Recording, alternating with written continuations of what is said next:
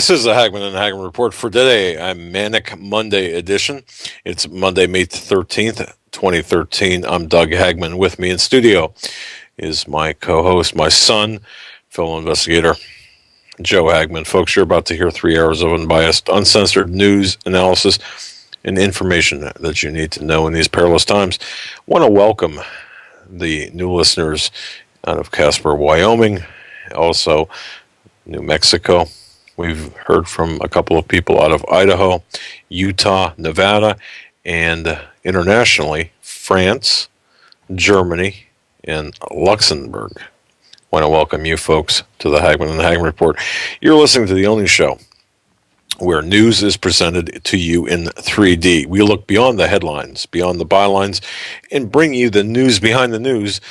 Folks, for the new listeners, we broadcast live each and every weeknight from 8 to 11 p.m. Eastern Time. You can find us on the internet at HomelandSecurityUS.com.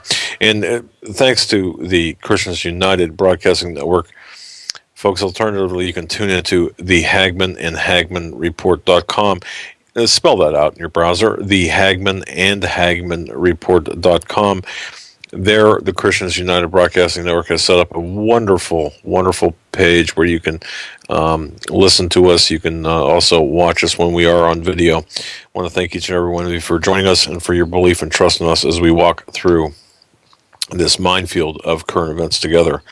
And we are a listener-supported broadcast. I want to thank each and every one of you who are helping us stay on the air through your financial support, through your prayers, through your word-of-mouth support, which is so important. We'll be taking your calls during the third and final hour of our show. Now, here's what we're going to be covering in today's broadcast. Joe? Glad to be here. Also want to say hello to those in Singapore. I got an email from, I think, Amos in Singapore earlier this weekend. And a lot of places we're reaching. But today in the news, we got a lot to hit on. First off, we're going to be talking about the United States government obtaining the Associated Press telephone records. Big story. Yes, this government, the Attorney General, the Justice Department is involved of tapping the phones of the press.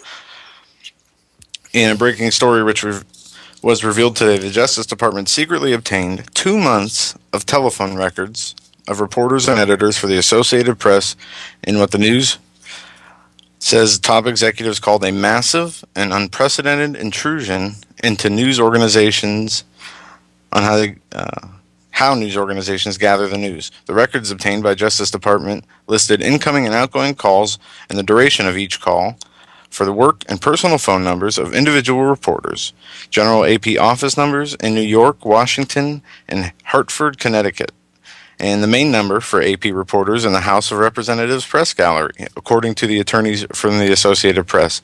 In all, the government seized those records for more than 20 separate phone lines assigned to AP journalists in April and May of 2012. The exact number of journalists whose phone used those phone lines during the period is unknown, but more than 100 journalists work in the office where the phones were targeted on a wide array of stories about government and other matters. It does not appear that this includes tapping the phones. It appears it was just a gathering the calls. That's what numbers are called by the reporters. It's what numbers called them, how long the calls lasted, etc. They were looking at the logs to see if over this this all stems back to the May 7th, 2012 story from the Associated Press about a foiled terror plot in Yemen involving also John Brennan. When he gave testimony in February, the CIA director said when he was questioned about the source of the AP source, which he denied. If he was a source, he was questioned about that. Then he called the release of the information to the media about the terror plot an unauthorized and dangerous disclosure of classified information. And this all stems from, as I said, a story from May 7th, 2012. And the whole reasoning behind this seems suspicious to me, at least, when I'm reading this, because what I see is their phones being tapped over them doing their jobs.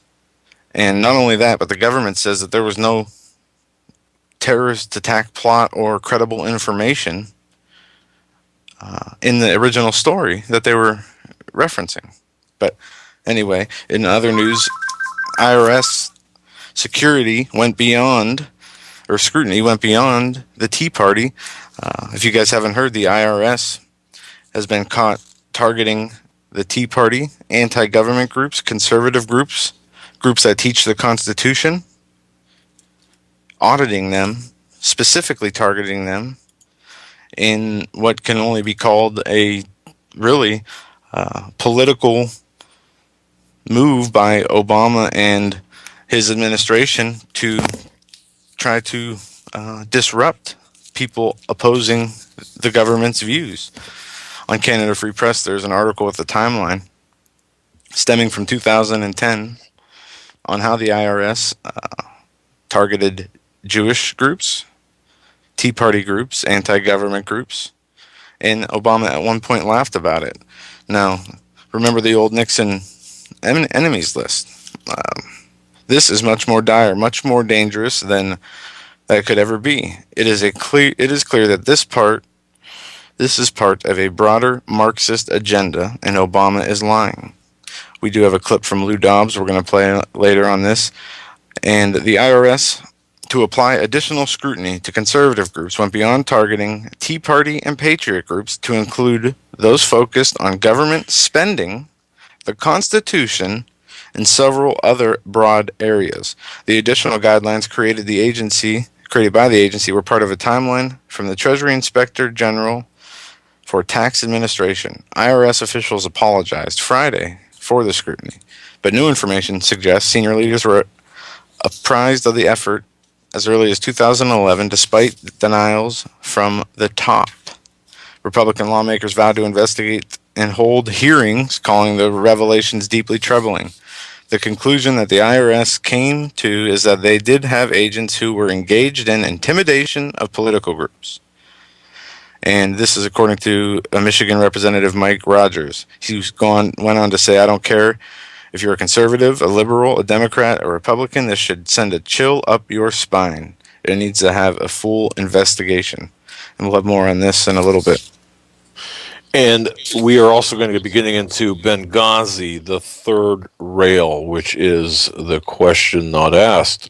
You know, it was in the early days of the aftermath of 9/11/2012, the day of the Benghazi attack. One of the focal points, one of the questions early on was, why all this effort to blame some obscure internet video?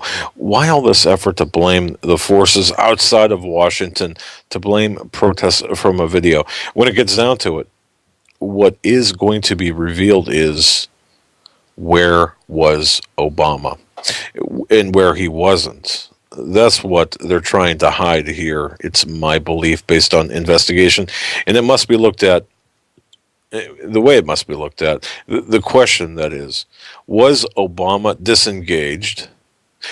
Meaning, could he not be found? Of course, that's ridiculous at its face, because the Secret Service knows at all times where the president is. The question is, what was he doing? Now, we've heard Panetta say that after 5 o'clock, that was it. There are no more conversations with Obama.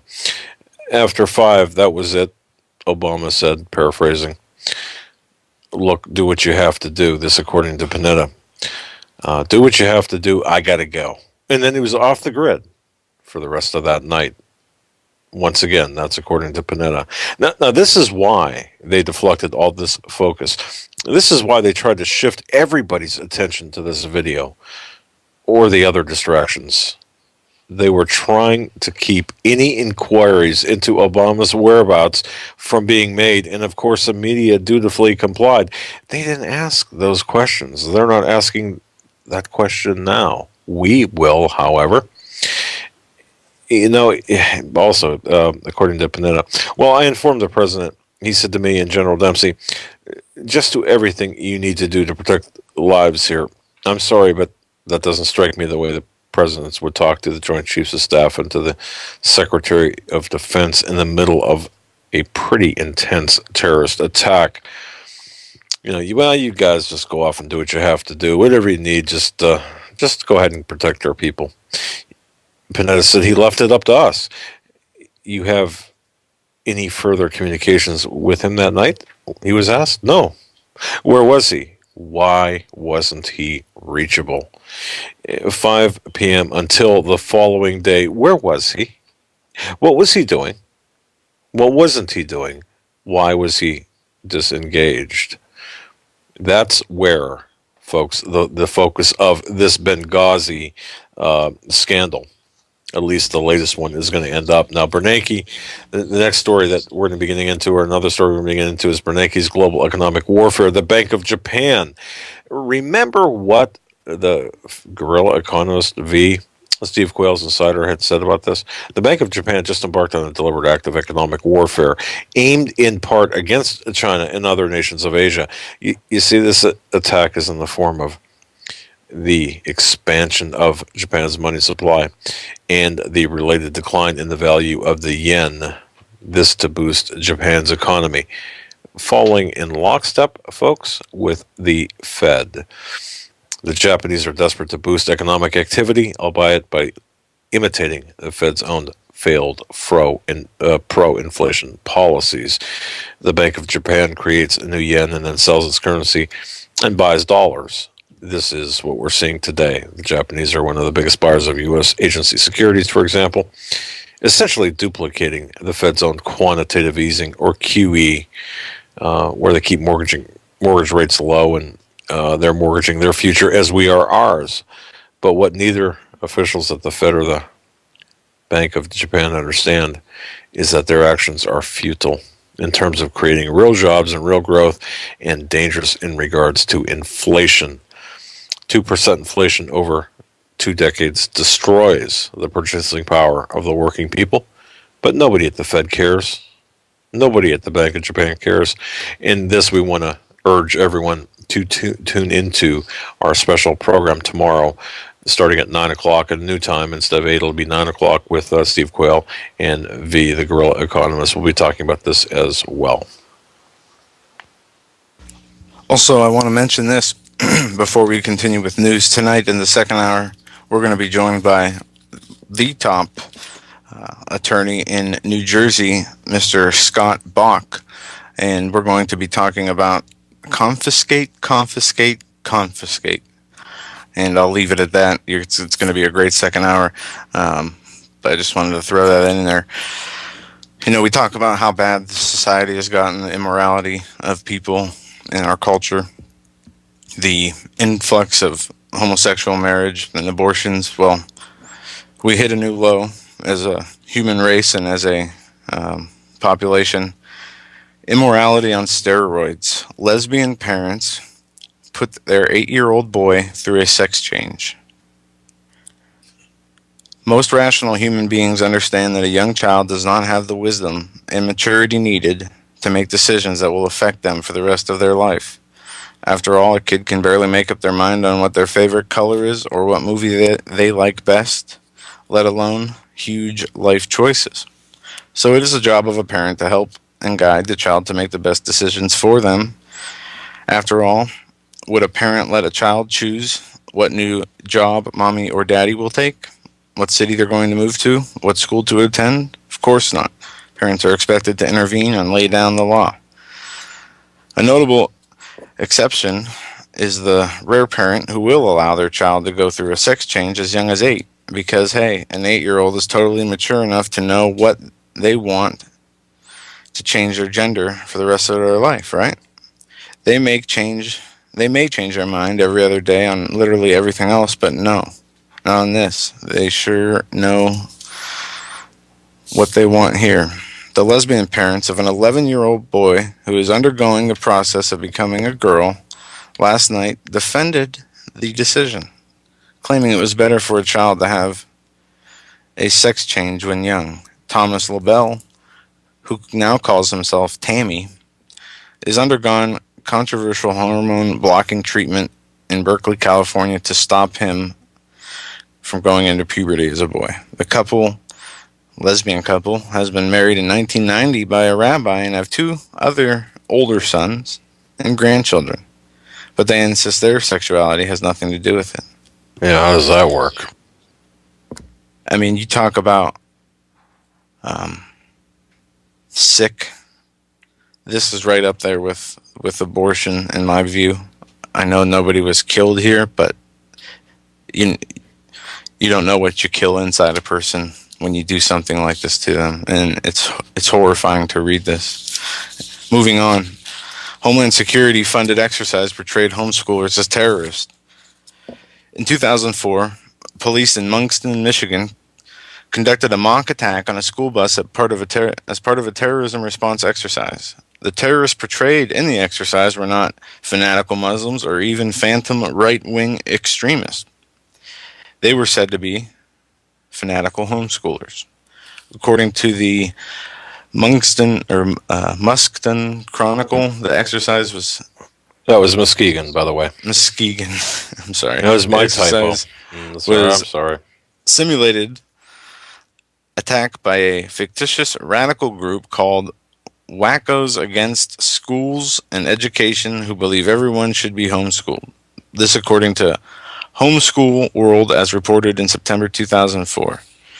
The demonstration of Americans who are opposed to initiating their children in public re-education facilities predates the creation of the Department of Homeland Security and the September 11 attacks of 2001. According to Time magazine, the rhetoric that supposedly contributed to the bombings of the federal building in Oklahoma City came from well-known elements of far-right, taxpayers, Christian, homeschoolers, and conspiracy theorists, also self-reliant types in opposition to the federal government. Lou Finch, the superintendent of schools in Cedar Rapids, Iowa, went further, directly placed the blame for the bombing on homeschoolers. There is a dedicated, well-organized, very well-financed movement in America that is very anti-public school and very anti-government, he told the Des Moines Register 4th of May 1995. The ultimate example of that sentiment is the bombing of the federal building in Oklahoma. But Homeland Security here, in this case, what they did, and we have a short clip. I'll play this now. This KOMO4 News reported out of Seattle paints a stark and frightening picture of police battling angry parents in a simulated shooting at school. The practice of police training to take on everything from homeschoolers to patriots and constitutionalists, right-wing extremists in government, is anything but a rarity. Such exercises are now a prominent feature of extending the police state. And here is the 40-second clip. Recent tragic events have made training a lot more important for local police and fire. Today, as part of a training exercise, 2 shooters went on a simulated rampage at the Washington State Fairgrounds in Puyallup. They pretended to be angry parents at a school. The idea was to test the abilities of police and firefighters to respond to a situation that was right out of the news headlines. We've been dealing with this cross-country for years, and each one, unfortunately, we learn new things that we need to train for and develop new skills for. Pretty intense stuff. One of the newer tactics is to provide police cover for fire and rescue teams so they can get closer to victims. And there you have it. I got to tell you, what a new... if people don't understand, ladies and gentlemen, if you don't understand that Christians are under attack, that constitutionalists are under attack, whether it be via the IRS, whether it be the DHS, the TSA, you are under attack. Believe me, you are under attack. There's no different way to look at it, no way to color it. There's no excuse for it. You are under attack. We are under attack. And when we say we're under attack, we mean we're under attack. Now, the next bit of news we want to cover is, remember the despicable Dr. Dr. Kermit Gosnell. Well, he was found guilty on 3 first-degree murder counts. A jury in the murder of the abortion practitioner, the murderer Kermit Gosnell returned a verdict and found him guilty on 3 of the 4 first-degree murder charges that he faced. In total, by the way, he faced like 227, I believe it was, different counts, but the jury returned 3 of 4 first-degree murder counts, which is good. Consider this, folks, a win. Yeah, he's charged with 4 counts of first-degree murder. I'm sorry, 4 counts of first-degree murder for killing babies following delivery in an abortion process that involved snipping the child's necks and spinal cords. You tell me, ladies and gentlemen, who in the world can actually, who can justify this man's activities? He also faces a 3rd-degree murder charge related to the death of a woman, Ms. Monger, 41, of Virginia, from a botched legal abortion. Hey, it's legal, but oh well. Gosnell, who has been in jail since his January. Gosnell, I got to tell you, he's been in jail since January 2011. They had to put him in the general population if they haven't already. But he faces 258 counts total, and other charges against him include 1 count of infanticide and 1 count of racketeering, 24 counts of performing third trimester abortions, 227 counts of failing to follow the 24-hour waiting period law before an abortion so women can consider the risks and alternatives. In other words, an abortion mill, just bring them on in, we'll take care of it. Last week, the jury wanted to rehear testimony from, and folks, this is important, they wanted to rehear testimony from Adrienne Morton. She was a medical assistant who told the court in March, now listen to this, that she personally snipped the spines of at least 10 babies during unorthodox abortions. And she said Dr. Gosnell and another employee did the same, the very same technique. Now, Ms. Morton, the first employee to testify, sobbed as she recalled taking a cell phone photograph of one baby left in her work area. She thought the baby, could have survived. Given his size and pinkish color, she had measured him at nearly 30 weeks. Yet the aunt who brought this girl in felt it was just best for the mother, the niece, her future. Just get rid of the baby. Gosnell, folks, buckle up when you hear this. Gosnell later joked that the baby was so big he could have walked to the bus stop. Jurors saw Morton's photograph on a large screen in the courtroom, which took on a bizarre look Tuesday as she testified near a hospital bed that had stirrups and other aging equipment. Denied the chance to bring the jurors to the shuttered inner city clinic, the prosecutors decided, well, we're just going to set up the clinic, what it appeared, inside the courtroom. And I've seen this done personally. And I've got to tell you, although it's not as good as going to the scene, it does have an effect. Well, anyway, Morton, who's 35, sobbed as she described her work at the clinic because of problems at home. She said she had moved in with Gosnell and, of course, his wife number 3 during high school. That's, 20 years ago. And she went to work for him from 2005 to 2008. She earned about $10 an hour off the books, of course. And she administered drugs, performed sonograms. She helped with abortions and disposed of fetal remains. Workers got $20 bonuses for second-term abortions on Saturdays, when a half dozen abortions were sometimes performed. Can you believe that, folks? I mean, I know you can believe it, but to hear it is just beyond the pale. She once had to kill a baby delivered in a toilet, cutting its neck with scissors. Asked if she knew that was wrong. She said, "At first, I didn't." Are you telling me that she has some sort of mental issue where she did not understand? I don't believe it for a moment. Throw her in jail, too. Charge her. Now, if sentenced for the convictions, Gosnell could face the death penalty. Yeah. Now, throw him in the general population at... never mind. But anyway, That happened, of course, in Philadelphia. And then of course, lastly, I just want to mention this. We're going to be talking about as well. We're going to revisit Killing the Dollar. Folks, if you haven't read Killing the Dollar, what I'd like you to do, and I would really appreciate if you did this, is go to HomelandSecurityUS.com and just in the search box on the left, type in Killing the Dollar. You're going to find two different stories. One is an article itself, a written article. And the second is a YouTube video. I'd like to see that gain new life. What a fantastic video. I didn't make it. Joe didn't make it. We didn't make it. We don't know who made it, to be honest with you.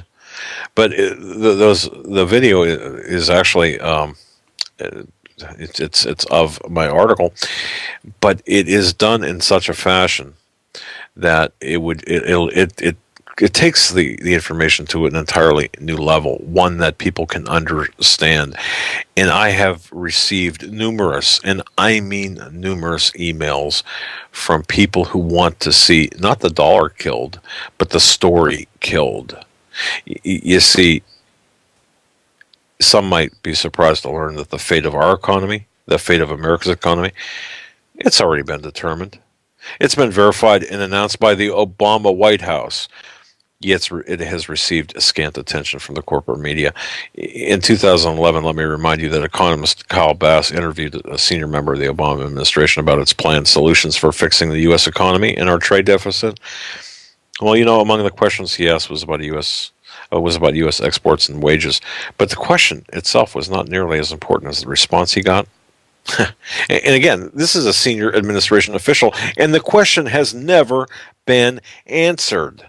You see, this single 7-word response clarifies everything, explains everything, and leaves very little else for you and I to discuss. The 7-word response was this: we're just going to kill the dollar. And there it is, the entire agenda in one short sentence. It explains everything we've been seeing domestically and globally. That one statement makes every other question irrelevant, or otherwise answers all economic questions and explains everything. Nothing else matters with respect to the economy. Folks, I urge you to ponder that statement and all that it implies. Doing so will provide you with the clarity, the necessary clarity to understand not only what's taking place today, but what is yet to come. Ladies and gentlemen, we are facing some severe economic crises, and I do want to again promote tomorrow night, 9 to midnight, Steve Quayle and V. Yeah. And let me clarify one other thing too. Do you want to clarify this, or do you want to? Okay.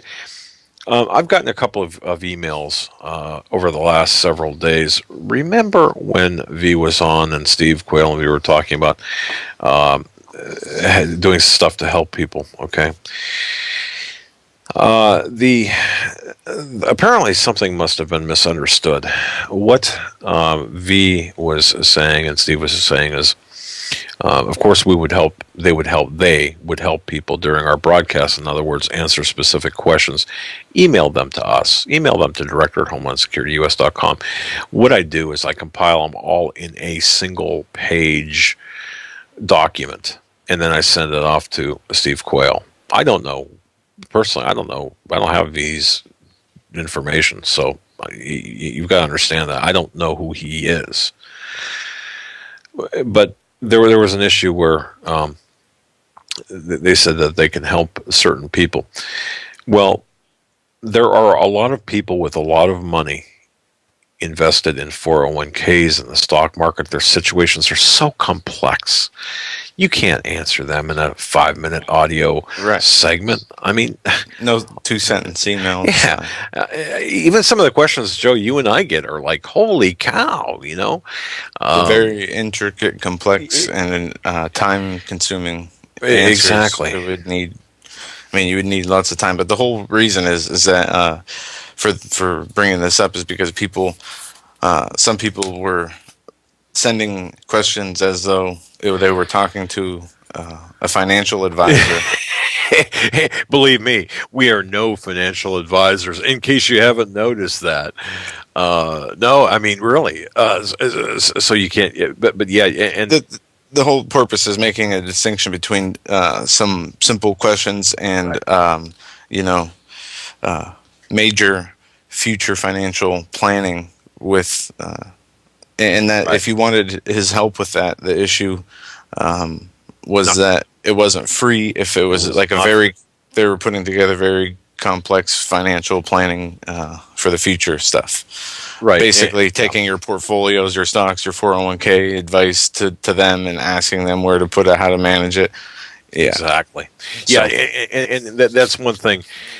Don't take offense, please. Do not take offense to any email you might get from Steve or whoever, because Steve will crank out like a 2 second or 2 sentence email and fire it off, and the things get taken out of context. He takes things the wrong way sometimes, and it just gets all buggered up there, I'll answer him. Probably lose all your money, but yeah. I'll answer him. He sent them to me. Well, those people with money problems, who've got millions of dollars, and they want to know where to send it to. Just write your question on the back of a $100 bill. Send it to the Hagmann and Hagmann Report PO Box. No, I'm just kidding. But here's the deal. V will make his services available for a pretty steep fee, at least for me. Several $100 an hour, like $500 an hour, I believe. Or I don't quote me on that price, but that's for the people that have got millions and gazillions of dollars to lose. Yeah. You got to understand that. And I it don't would know take what the going time. rate is for a normal financial consultant for that level of business or help anyway. Well, let me just tell you this, Joe, and I don't even think I told you this. Our tax return this year for the 2012 filing for 2013 was 56 pages long. Yeah. For the corporation, and we made sure every I was dotted, every T was crossed.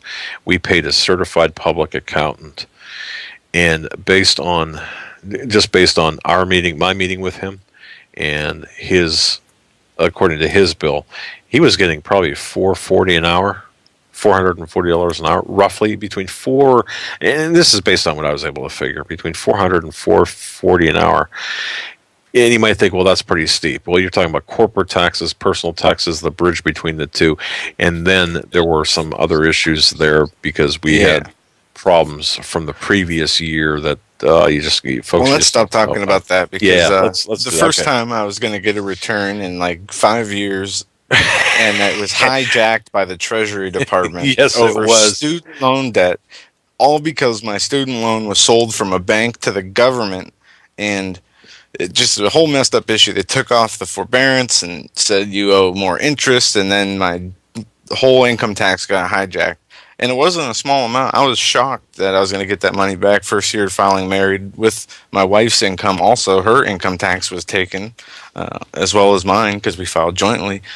And I was not happy about it, but I've learned to let go of that real quick because money is not important. You should, folks. I've never seen my son turn, except when I tossed him. When I was trying to smother him here a couple of years ago with a pillow. I've never seen him turn so many shades of purple and blue after he got this notice from the IRS that they were taking his tax return. Not a prorated version, the entire thing. And I got to tell you, $3,600. The biggest tax return I think I got was $900 in the past, and this one I was kind of excited for. My wife wants to get a new mattress, and there were some things. Once we knew we were getting money, I walked in there thinking I was going to owe money. I came out happy because I was going to get some money back. It was like you won the lotto. I couldn't believe it. You walked in the studio. You were like bouncing off the walls. I said, "What's going on?" I thought he won like a Jaguar or something, or I just couldn't believe I was going to get money back, and then to be expecting the money to be put in your bank account within 10 to 14 days, and all of a sudden a letter from the Treasury comes and says, "Thank you for the money." So I'm never filing taxes again. And IRS, if you're listening, I'm never filing taxes again. So just remember that and write it down. And I think that might be a lot of people's line in the sand. I just saw a notice in the chat room. Wow, your your return was 56 pages long. Well, let me explain this. Because we had closed down our private investigative business, which is a corporation. That's not in no way indicative of money that we took in. What it is we were actually closing down our investigative business as a corporation. We're a subchapter S corporation. So a lot of that was a lot of the 56 pages either had like one number on it or a lot of zeros on it or were blank. It just stinks. It's just the like, whole way the tax system is run right now. We're gonna go to an audio right here. Let's do this.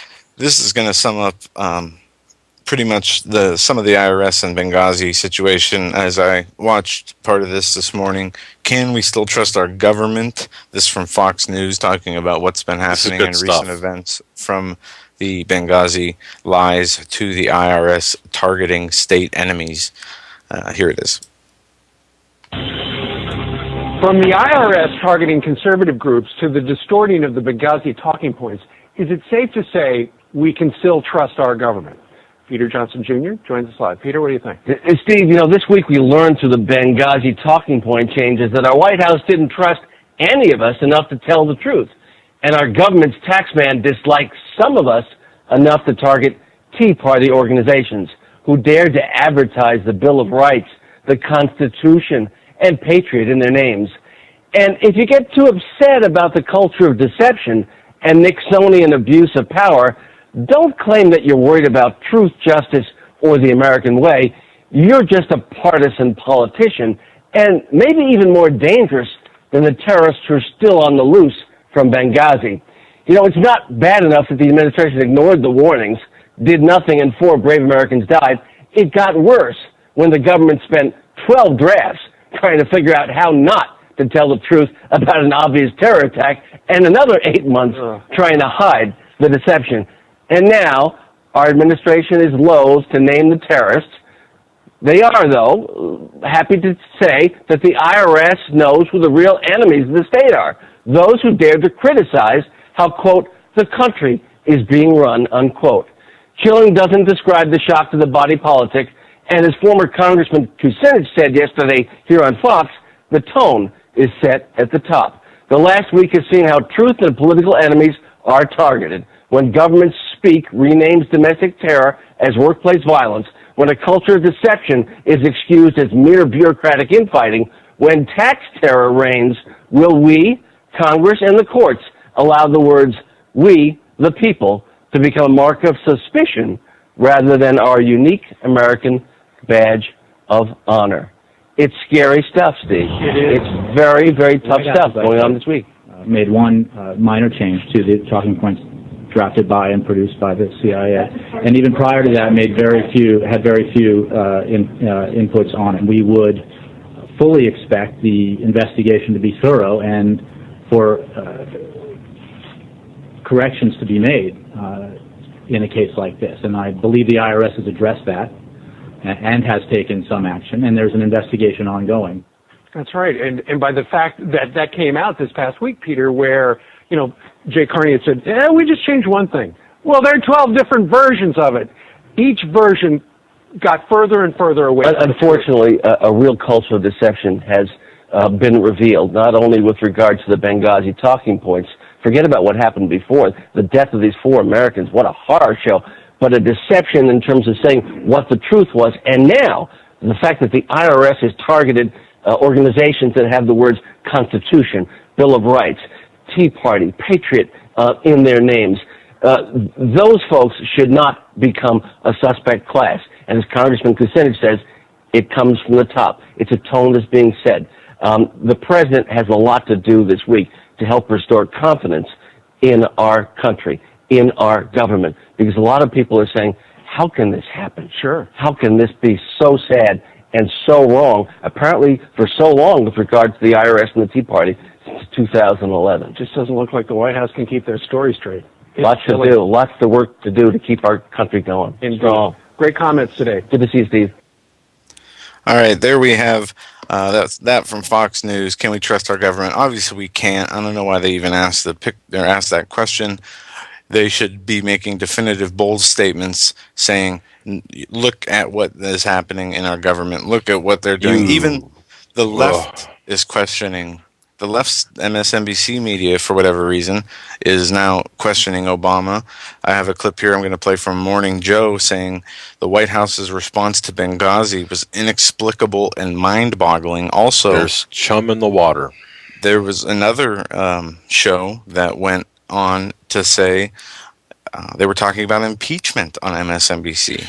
You know, there's a lot of real estate this between now and impeachment. I mean, we got to watch for something crazy to happen because it could be in the near future if they want to save his presidency. If not, you can see where this will continue to go. Let me make a statement, folks, and I'm going to make this very carefully, and I'm going to make this to Joe. Joe and I didn't talk about this before the show. Do you feel, ladies and gentlemen, or I'll put this in the form of a question.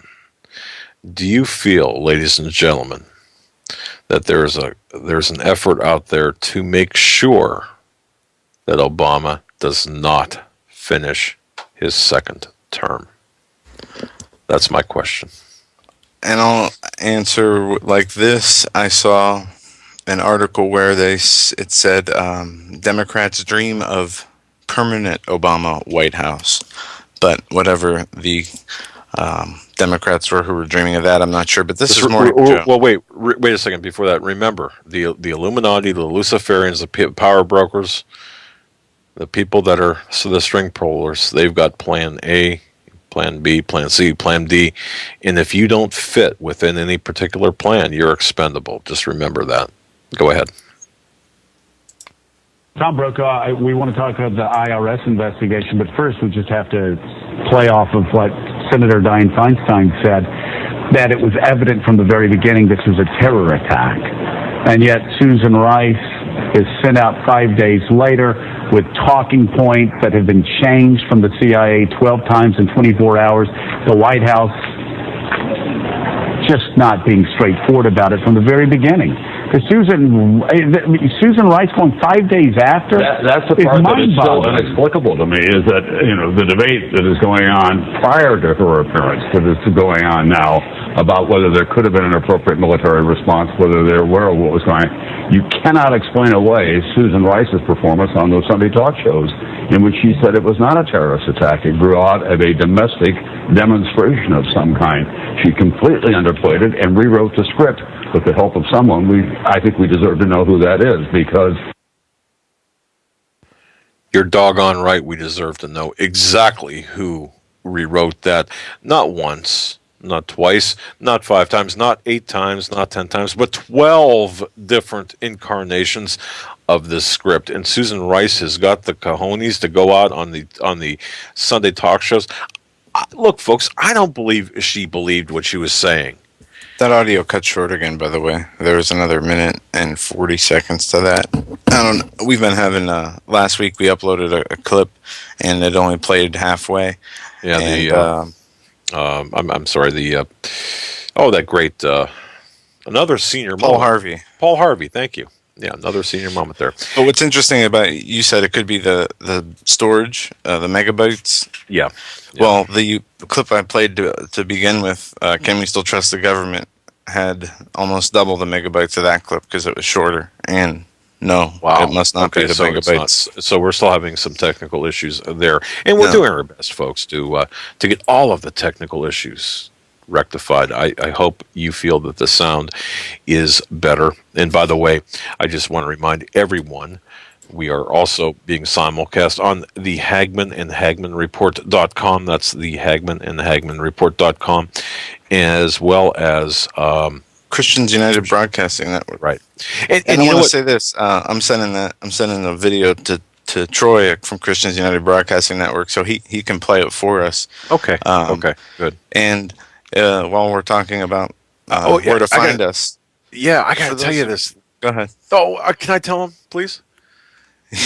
Joe came to me and he said, "Hey, look today." Yeah, I got to tell you this. I am so excited about this. Even if it's for 15 minutes, it doesn't matter. iTunes, our podcasts are available on iTunes, and if you go to HomelandSecurityUS.com, on the upper right-hand corner, there's 2 icons there. There's RSS feed. If you press on that button, subscribe to our RSS feed. Every show we've done on BTR is available to you there. Well, you don't have to go anywhere else but that button right there. Every show is memorialized. You can download it in WA format as well as MP3 format. Below that, there's the iTunes button. Well, Joe brought his computer, his laptop over, set it on my desk, and he said, look at this. And I'm thinking, it's usually a YouTube video or something. He said, on iTunes, we're number, I don't know, whatever it was. But we were more popular than Anderson Cooper. Didn't quite beat out Rachel Maddow, but more popular than Anderson Cooper through iTunes. Now, I thought that was neat. Yeah, I thought that was neat. Yesterday, it was a different rating. It was like 119 podcast. Right. I think they do it daily. But okay. I want to announce, those of you who want to find us on Facebook, we have a page, the Hagmann and Hagmann Report page. We also have Team K9 on YouTube and Twitter. Right. That's Team KNEIN is our YouTube channel. But the Hagmann and Hagmann Report on Facebook, you will get all the updates on when our shows are, what shows we're having, guests we're having, and other things that we are involved in. And with that, I have... And before you go on, I just want to say this. I'm also on Facebook personally. Okay, now, you have to understand, folks, we're new at this. We're newbies. We're noobs, whatever they call it, whatever the kids call them. So when I started my Facebook account, I didn't know. And Joe started the Hagmann Report and Team K9 and I don't know, whatever else we have on Facebook. So if you just friend us across the board, what we're going to do is consolidate it so it's not repetitive for you. I'm also on Twitter under Hagmann PI. Never checks it, but he's there. I'm not even sure. I do put up.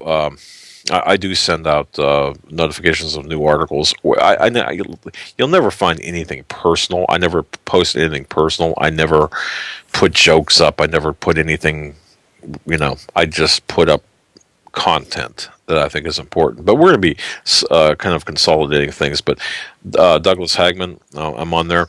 I think, Joe, you're on there personally.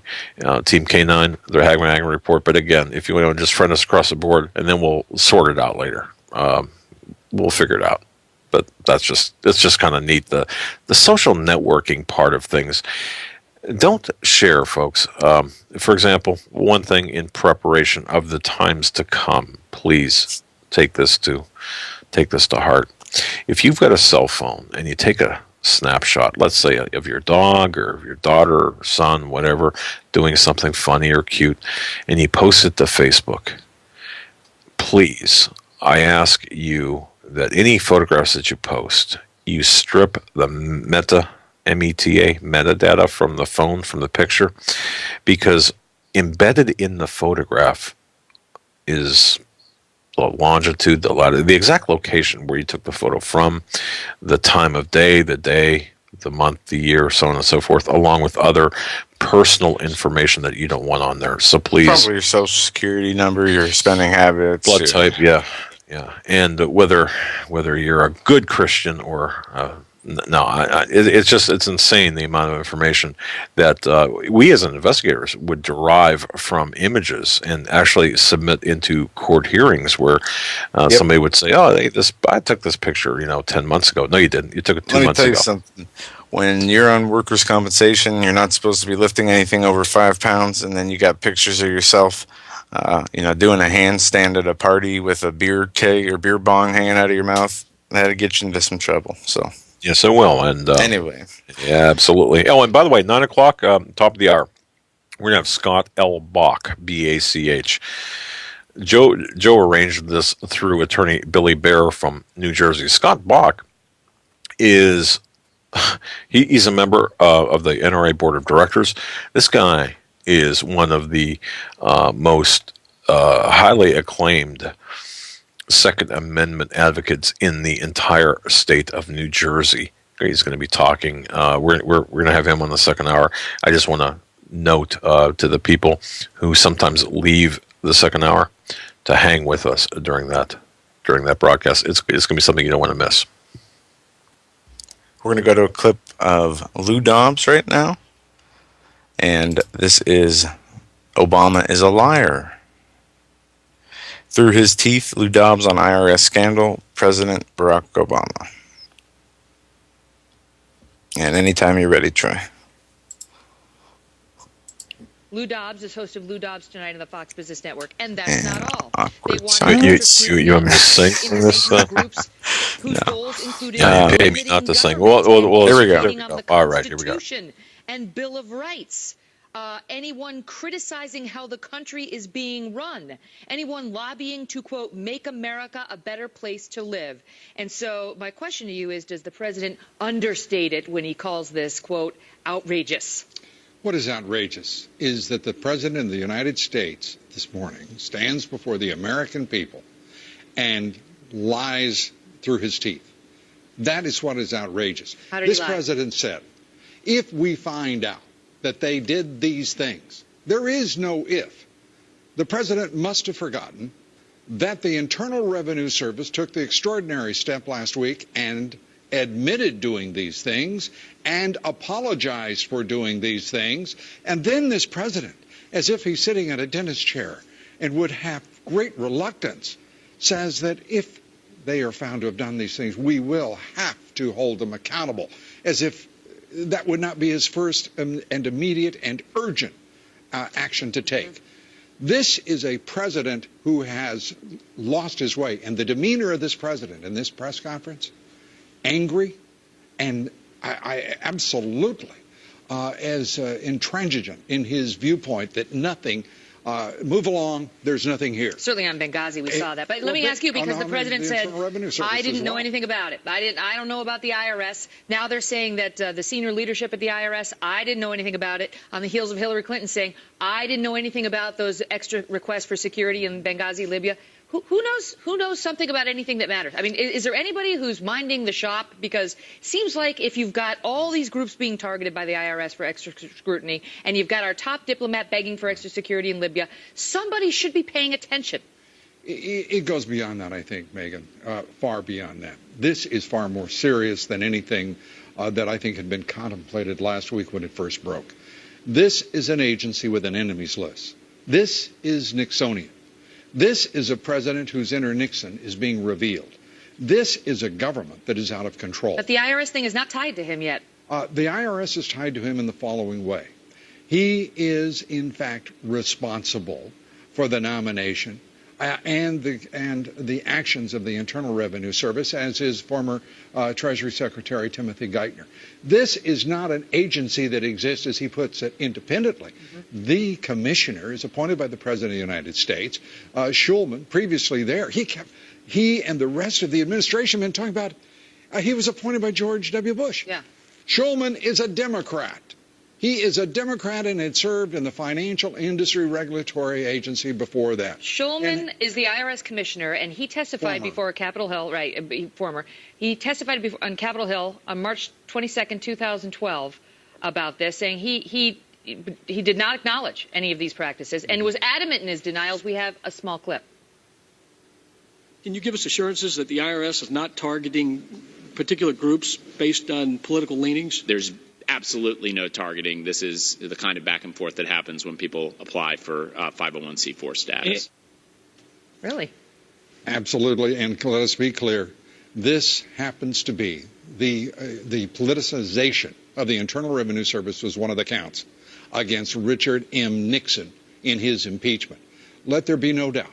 This is a tremendously important charge that is being leveled against this administration, not only by Republicans, but Democrats as well. And the president's performance today was, to be kind, disappointing on the part of a... Yeah, it was disappointing.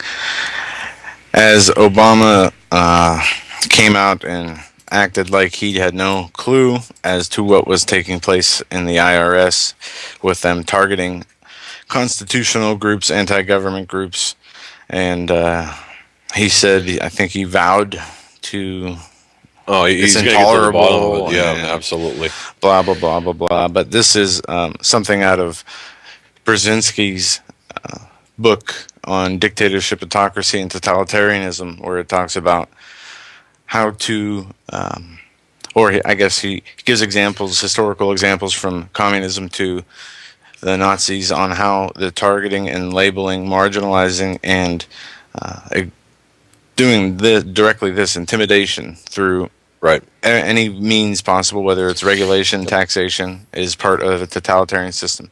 Anyway, here. Well, you might be surprised to know, and the listeners might be surprised to know that this is a little bit of trivia. Although it went on from FDR forward, obviously, or from the start of the IRS forward, one of the biggest offenders, one of the biggest users of the IRS to intimidate the opposition was John F. Kennedy. And I just want to let you know his administration, that is.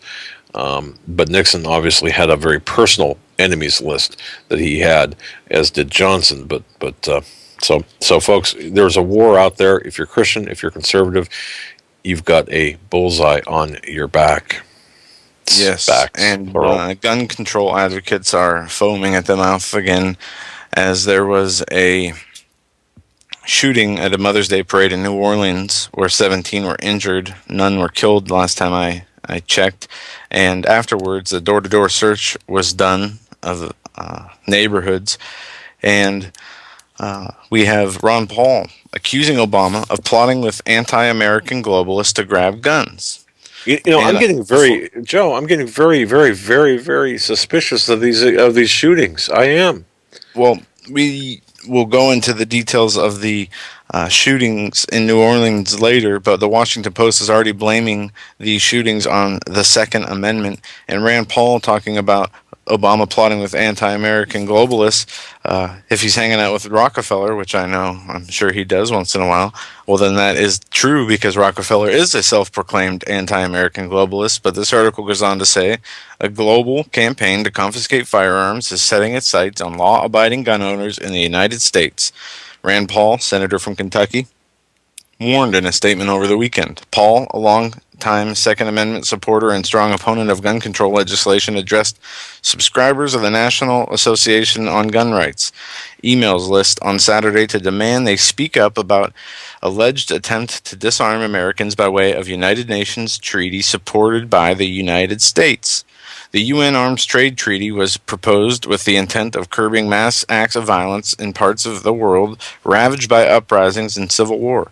According to Paul, however, it has been endorsed by U.S. President Barack Obama and his administration because it would be the beginning of the end for gun ownership in the United States after the tragedy. Sorry, this is what we're going to be talking about. No, I just got to slam in there. This is what we're going to be talking about the second hour. The plans for confiscation being laid out. You think it's about registration? You think it's about gun control even? No, it's about confiscation. And the man we're going to have on in the second hour is going to tell you exactly that, and how and who, at least in his state, and even give us an inkling as to how this is going to take place on a federal level. Even in the Bible, it says in the book of Micah, M-I-C-H, M-I-C-A-H, I'm not sure I pronounced that right. In chapter 4, it talks about the last days it shall come to pass, the mountain of the house of the Lord shall be established on the top of the mountains, and it shall be exalted above all the hills, and the people shall flow into it. And it also goes on to say, before that among the people, they will break their swords and spears into plowshares, or their plowshares and spears into prung hooks. The nation shall not lift up a sword against nation, neither shall they learn by war any more. And we know the United Nations foundation and their charter and their goal of peace and safety. And we know what the Bible also says about when they say peace and safety. As Bible prophecy continues to unfold before our eyes in many ways, we see this encroachment on all liberties, on all fronts. We have New York, a New York sergeant said that you're guilty till proven innocent.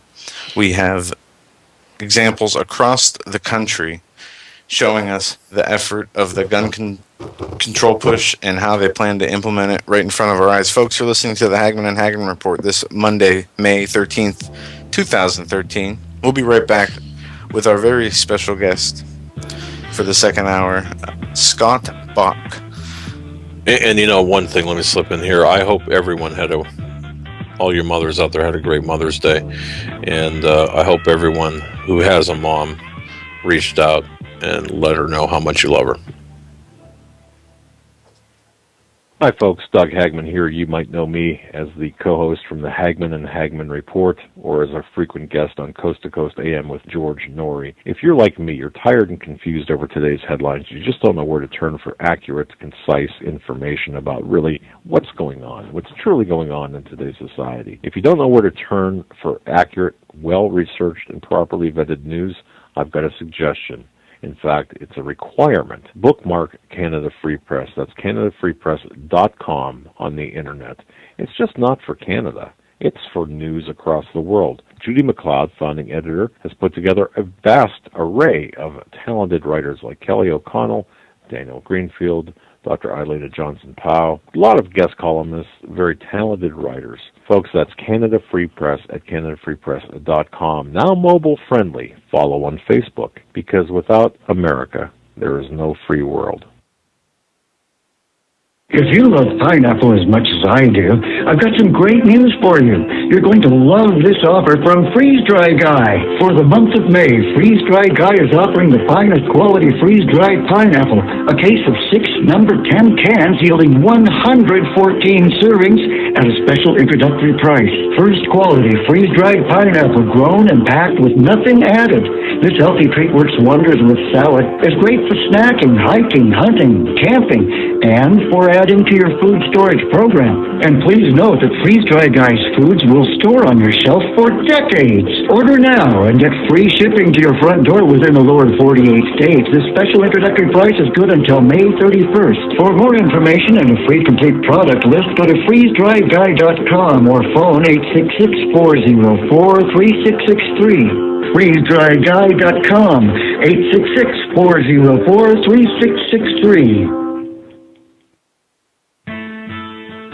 You better wake up fast and listen to this, America. The Obama campaign has launched attack squads disguised as truth teams dedicated to intimidating and silencing all political dissent carried over the internet that criticizes the Marxist Obama.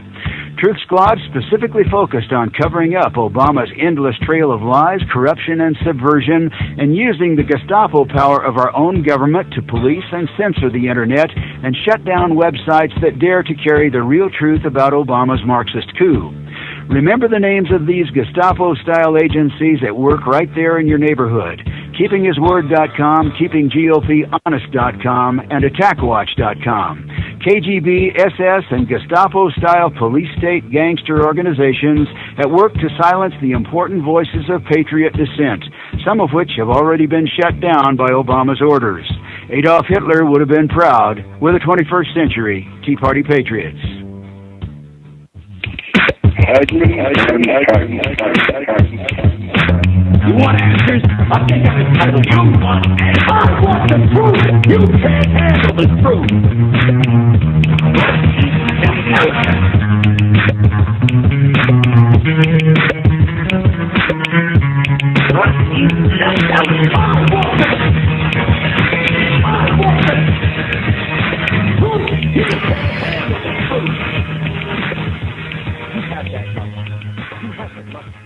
Yeah, welcome back, ladies and gentlemen, to this Manic Monday edition, this May 13th, 2013 edition of the Hagmann and Hagmann Report.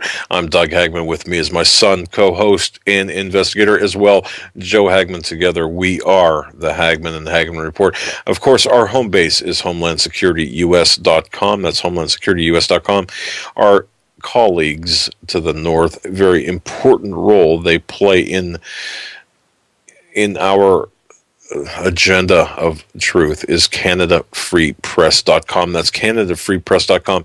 Please, folks, bookmark both CanadaFreePress.com and HomelandSecurityUS.com. Check them often. Check CFP every single day for new articles. And, of course, we get into the investigative portion of things. Now, I want to introduce a gentleman who I've heard quite a bit about from our mutual friend, Billy Bear, out of New Jersey, an attorney.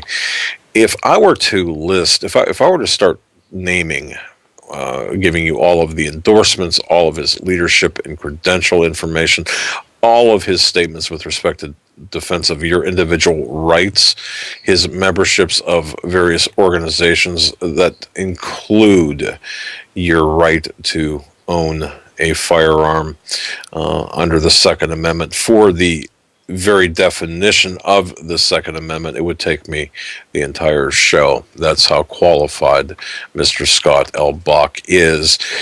Let me just read one statement very quickly that Mr. Bach did say.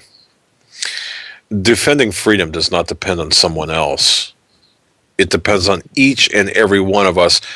Our strength is a large and vocal membership that is not afraid to stand up and be counted. And that is, of course, the words of Scott L. Bach, three-term member of the NRA Board of Directors. I believe that's correct.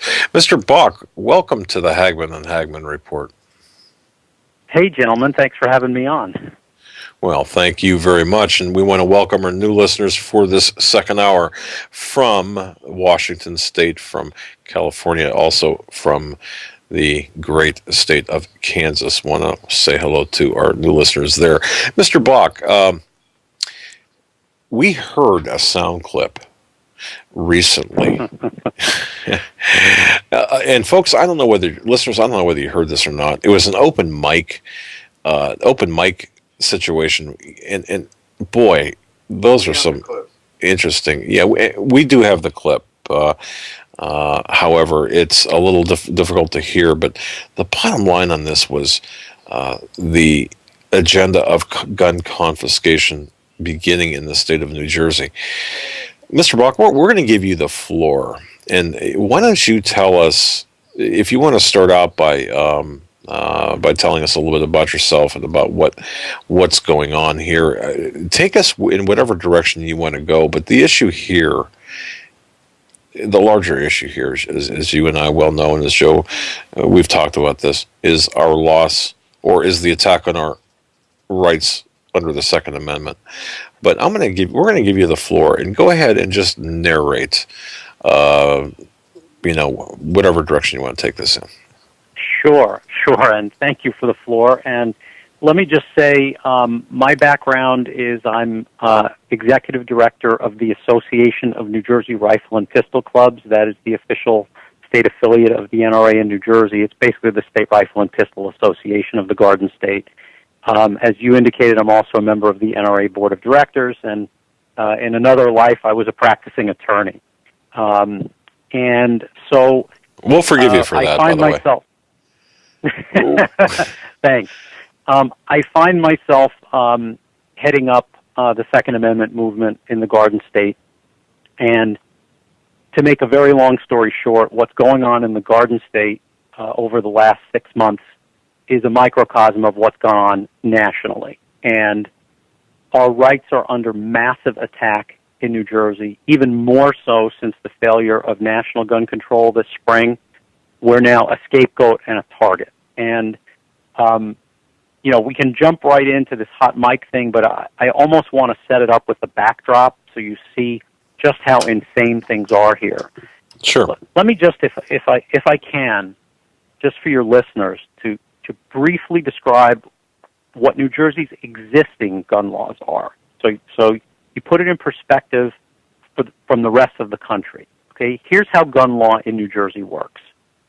Everything about guns is banned, outright banned, except where the government allows it. And what that means is ownership, possession, transportation, transfer, use, anything having to do with a firearm is banned except where the government allows it. And the government in New Jersey has little, teeny, tiny, narrow, stingy exemptions within which law-abiding citizens are supposed to exercise their fundamental constitutional right to own and use firearms. Now that's backwards. Okay, imagine if you did that with the First Amendment. If you said, no free speech except where the government allows it. Okay, it's insane. But that's New Jersey gun law up until the famous Heller and McDonald Supreme Court decisions the last few years. And so just to give you an example of what this means practically, okay, New Jersey gun owners are authorized by the state to own guns and keep them in certain allowed locations. Your home, the gun store, the range, and a place of business if you own the place of business, and back and forth between those points, directly between those points.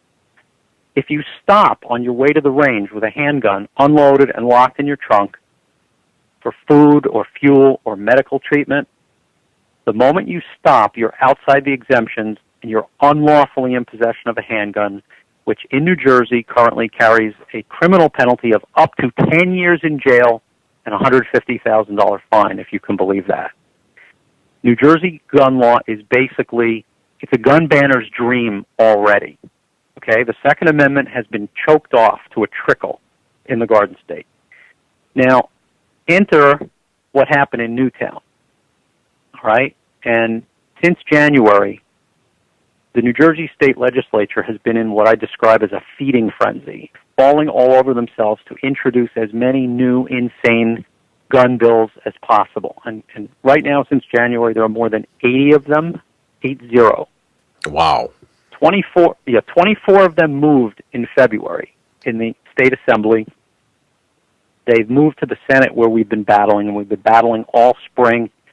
And I can tell you unbelievable stories about what has transpired, the absolute contempt for the, let's say, the legislative process that the legislators who have run these hearings have displayed.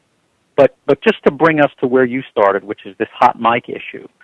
So we've been battling in the fight of our lives to beat back these new attacks and defend freedom in on the tip of the spear, one of the places where it's already very difficult to be a gun owner, and they want to make it more difficult.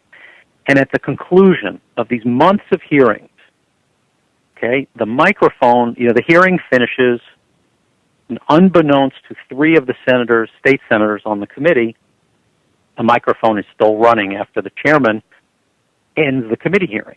And well, I hate when that happens. Sorry about that. Well, I believe it was providential, actually, and it's actually gone viral throughout the Internet. But at the end of the day, after telling us, oh, we support the Second Amendment, and by the way, let me just say, in the Northeast, where I'm from, when a politician says or starts out a speech saying, I support the Second Amendment, that's really code for the diametrical opposite. Okay? Watch what they do, not what they say. Okay? When now it's become fashionable for everybody to pay lip service to supporting the Second Amendment. So at the end of this hearing, where it's supposed to be inclusive and we're going to listen to gun owners and we want to hear what you have to say and we want you to have a seat at the table, and we're not going after your rights. We're trying to get the bad guys, and we'll get into why that is a ridiculous statement when you look at the bills they're bringing. But so the microphone's running, and you hear one state senator say, I'm quoting now, and we've listened to this many times even though it's difficult to hear, we needed a bill that was going to confiscate. The next state senator says they, meaning gun owners, they want to keep the guns out of the hands of the bad guys, but they don't have any regulations to do it. Then you hear a third senator say, they don't care about the bad guys. All they want to do is have their little guns and do whatever they want with them. And then another state senator says that's the line they've developed, meaning that it's just a line when we say we want to keep guns out of the hands of the bad guys, that's just a line. What we really want is we want to have our little playthings, our little toys to play with. It demonstrates, number one, this happened last Thursday, correct? There was a New Jersey Senate session last Thursday, that meaning the 9th of May when this was said, correct? That is exactly right. All right. So this isn't something, folks, that happened, 6 months ago. This just happened. So just keep that in mind, ladies and gentlemen. Go ahead, Mr. Bach. Well, what it reveals, number one, is, they have confiscation on the brain. Okay? That there are elements, and these aren't fringe elements in our state house, I'm sorry to say. okay, because these people have the ear of our Senate president who's moving these bills right now. You know, it reveals, number one, they have confiscation on the brain, okay, notwithstanding that the Second Amendment's already choked off to a trickle in New Jersey. Second, it reveals utter contempt for gun owners and for people who are defending the rights of gun owners. What it says is they don't have any regard for the Second Amendment or what it means. It's all about what they can get, and we're just an obstacle, meaning gun rights activists, we're just an obstacle in the way. And we're here showing up with just a line that we want to get the bad guys, okay? But we don't really want to get the bad guys. All we want is our toys. I mean, that is the most contemptuous statement. I mean, when you take a look at, listen, I know your audience, most of your audience knows what the Second Amendment is about. It's not about duck hunting, okay? It's about the right to defend self, family, and country. And it's a final check against oppression. And, you know, when a group of politicians attacks the right, the one freedom that defends all other freedoms, their motives are suspect. And so, you know, here it is laid bare because, you know, nobody, even in New Jersey, they don't say, well, you know, we want to ban all guns, we want to take your guns. They say, oh, you know, we support your right, you know, to own guns. We just want the bad guys not to get them.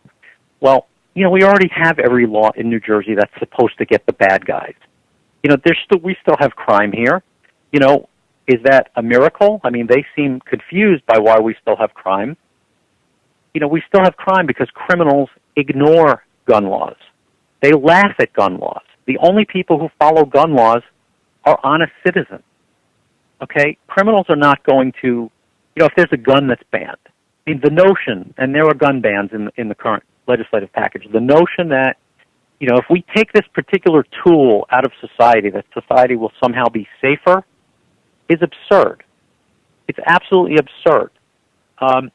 You know, if you know, someone who's determined or bent on doing evil is not going to be stopped or deterred if you take one tool away. They'll find another tool.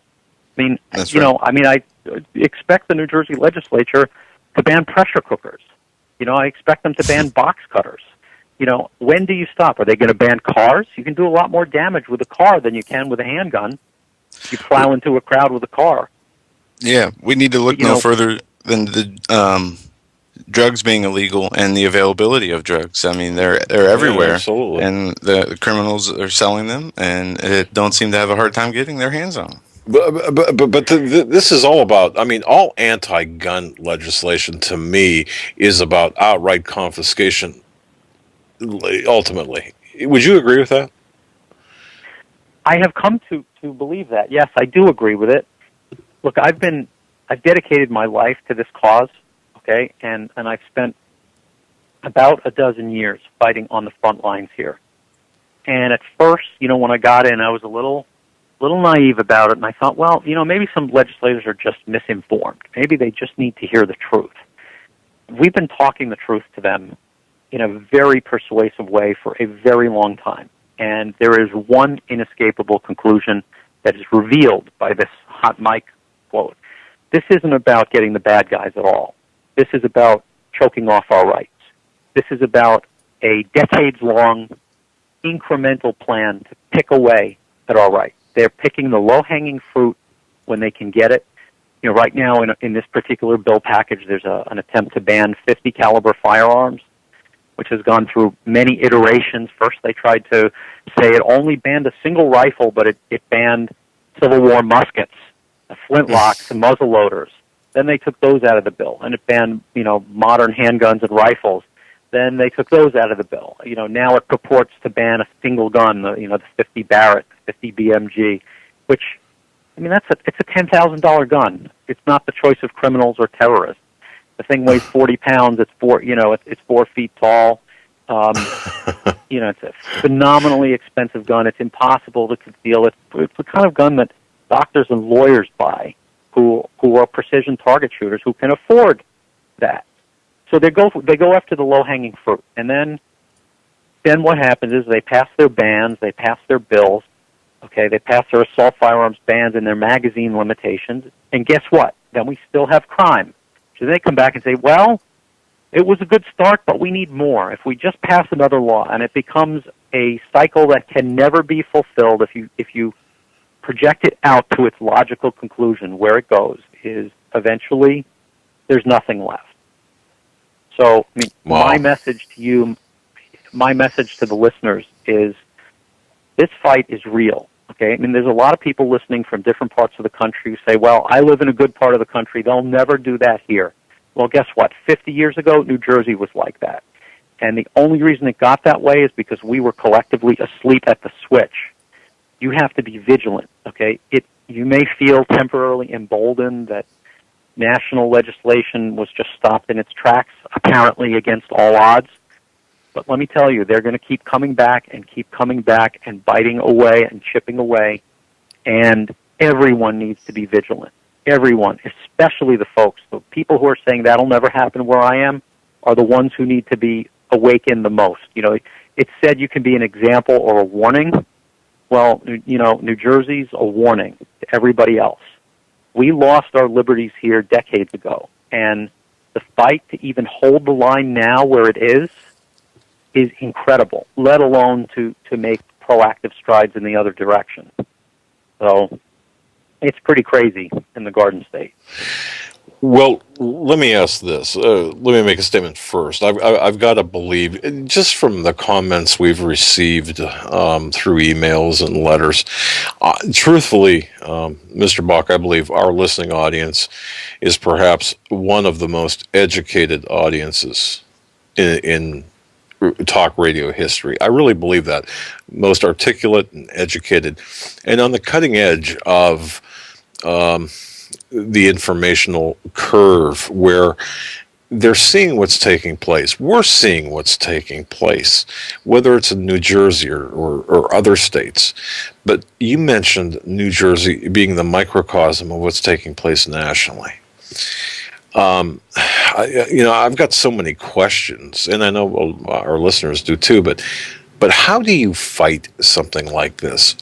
If you can't win, or even be able, I mean, if your hands are tied behind your back at the local level or at the state level, are we gonna win this battle without bloodshed? Or, and I guess I'm asking for your gut feeling here, or is this going to be a battle perhaps at a level we really don't want to go? What's your gut feeling? Well, let me start out by saying how I fight this battle right now, because New Jersey's a very hard place to do this. For many years, most of my tenure doing this, the entire state house was controlled by anti-gunners, and the governorship was held by an anti-gunner, and so they could have passed any bill they wanted any time. But for most of the last 10 years, we stopped them. And you got to say, well, how have you done that? And let me just say, it begins with a decision. And that decision is, I don't care what the odds are. Okay, this is where I'm living right now, and as long as I'm here, I'm going to stand and fight, and I'm going to find a way, and we are going to find a way. Okay, we are going to plant our feet despite the odds. We are not going to be daunted by the odds. If there's a defeat or an apparent defeat, we're going to use that to make us stronger and more determined. And, my experience has been, there are some universal forces at work here. And one is every politician, virtually no politicians are motivated by principle, I'm sorry to say. Okay, it's the disillusioning truth. The sole driving force for all elected officials is survival. And what that means is that even though they might not agree with your issue, even though they might hate you, even though they might want to vote against you, what they really don't want is they don't want hundreds and thousands of angry people yelling at them, okay, calling them, faxing them, emailing them, in their faces at hearings testifying. They would prefer everything to be nice and calm because when things are calm, they get reelected easily. The people bringing this legislation. In virtually every case, they're their own worst enemy, and we capitalize on that. They do the dumbest things, like this open mic thing. They draft stupid bills. They draft bills with obvious flaws in them that we're able to exploit to create disruption and chaos in the process, to embarrass them, and to bring the kind of scrutiny on them that makes them uncomfortable, that makes them say, oh, well, we'll hold this bill, we'll come back to it later, and sometimes they never do. So then, more to your direct question, where are we headed with all this? And, I don't know where we're headed, but I have the distinctive feeling, because I'm, beyond my gun rights advocacy, freedom is one of the highest values to me in life. When I take a look at, here we are fighting these battles on the front lines, yet there is a whole other level of freedom that I know your listeners are aware of that's already been taken from us. Just because you can shoot off fireworks on the 4th of July and just because you own guns doesn't mean you're free. When you take a look at the big picture of where we are, the fight over gun rights is a small part of the much bigger picture, and many of our freedoms have already been taken from us, and without a fight. When you look at the fact that there really isn't any real private property ownership, there's the illusion of private property ownership. When you look at other areas like food freedom, I don't want to get too far afield, but in financial freedom and what's going on, with the Federal Reserve and all of that. When you look at it, it's like the coup is almost complete, and the battle of gun rights is the tip of the iceberg. Now, it's a critical battle, okay? Because if you take away guns, that is the last best hope of a free society. Is the ability of law-abiding citizens to own firearms. And let me just, you may have heard these quotes before. I'm going to give you two quotes that really point that up. All right. Okay. The first quote is, I'm just going to give the quote and then I'll tell you who it's from. The worst mistake we could possibly make would be to allow the subjected people to have firearms. History has proven that all leaders who allow the subjected people to have firearms have prepared their own downfall. Adolf Hitler said that. Okay? He was pro-gun control. Right. Now, here's a little quote for contrast. Okay? Of the many misdeeds of the British rule in India, depriving a whole nation of firearms was the blackest. Mahatma Gandhi said that.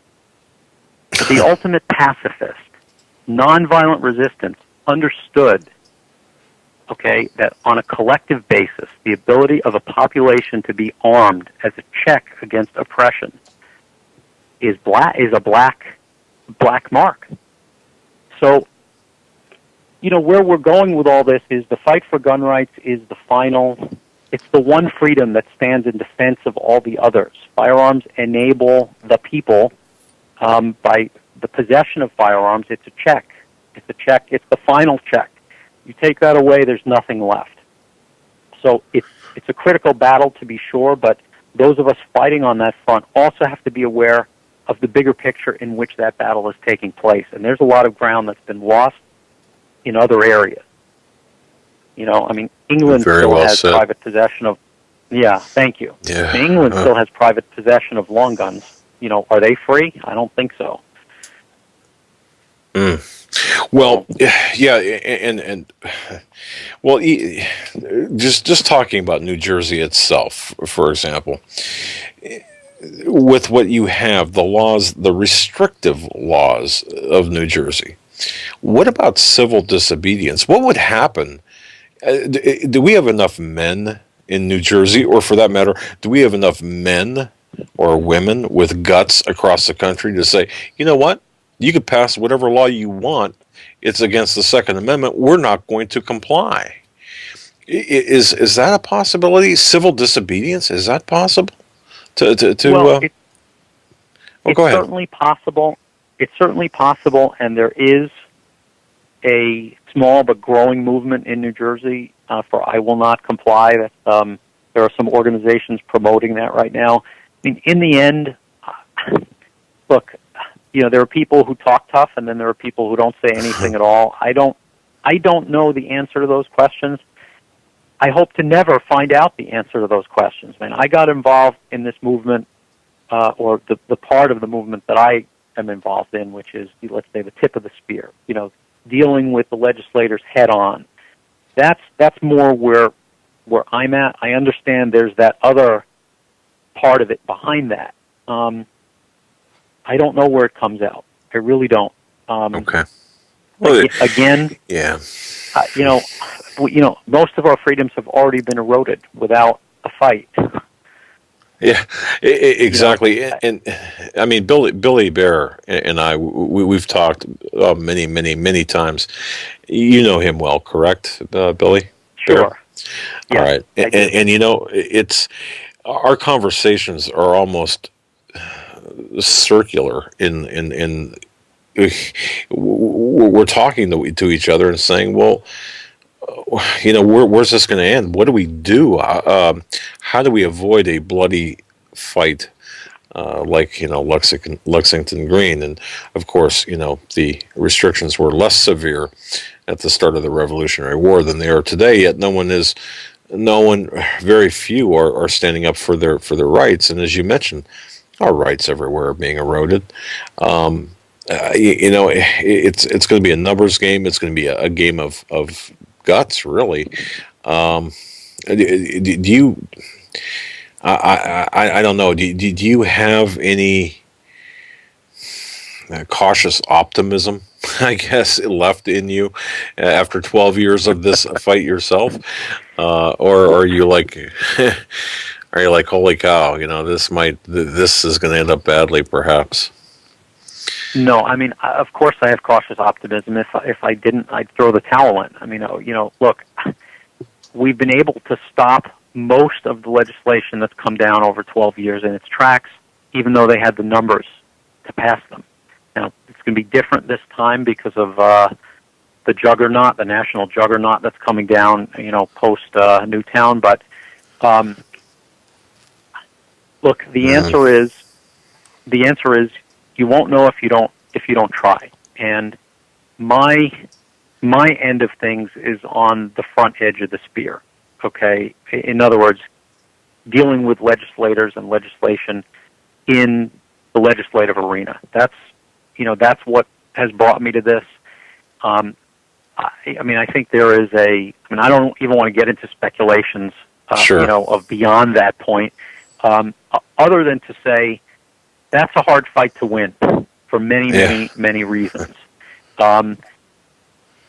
Much better to give it what we have now, but not to let it get to that. I understand there are some people who would like to see it move to that direction, thinking and believing that somehow well,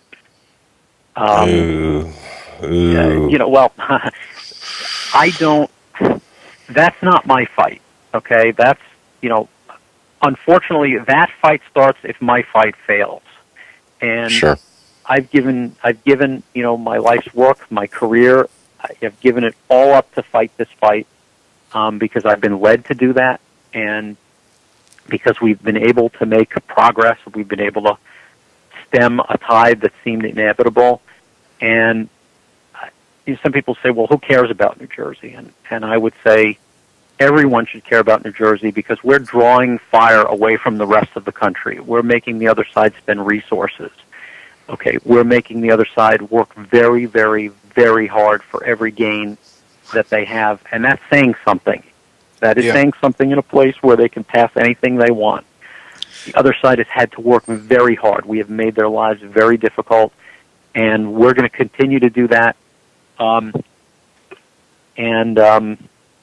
There's all kinds of other factors that could come in the middle here and totally change the game in New Jersey and in the United States as well. So, and right next to you, in New York State, you have one of the toughest states on guns and gun freedom, which is reaching in my opinion, their legislation and orders have already surpassed what's legal.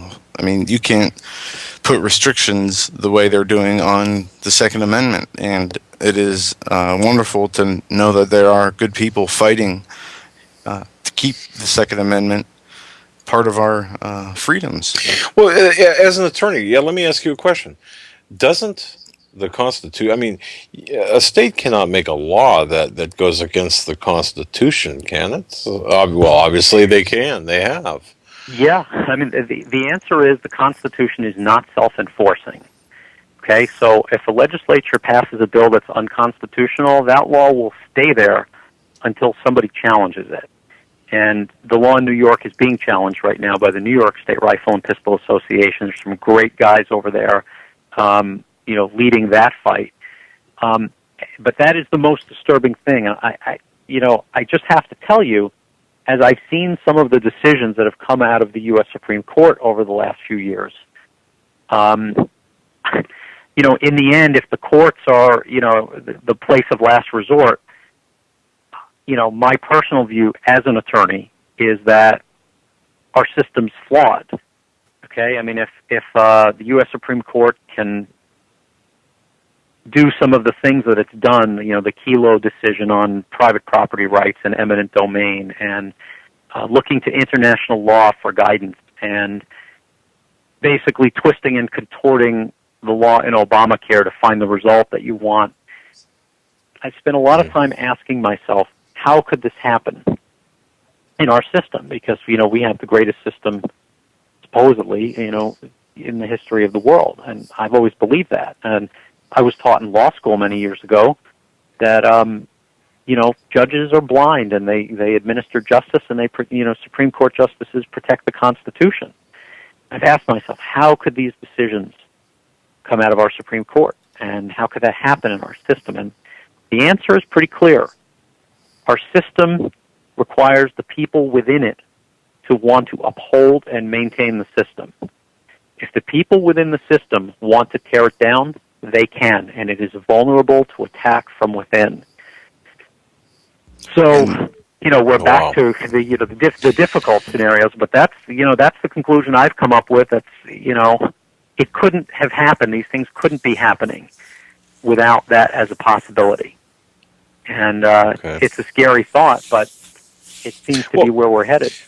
How can we best, now we've got a pretty vast listening audience, and we're thankful for that, and we know that we know about the fight in New Jersey and about the confiscation goal, of course, which is going to be every state in the union ultimately. But how can we best help you? How can we best help your cause, you being on the tip of the spear in this fight? What can we do to help you? Okay, that is a great question, and I'm going to speak not just for New Jersey, but nationally. Okay, the first thing is, having been in this for a while, there's about 5% of the people doing the work and the heavy lifting for 95% of all the other gun owners. Okay, now that's okay. It is what it is, but for the 95% who are relying on the 5%, the least you can do, okay, is to join and financially support the organizations that are doing the heavy lifting. Okay, in New Jersey, we have the organization I had, the Association of New Jersey Rifle and Pistol Clubs. We have the NRA nationally. We have the gun rights organization of your choice. So, if you don't want to get out there and do the work, at least join and contribute. That's number one. Number two,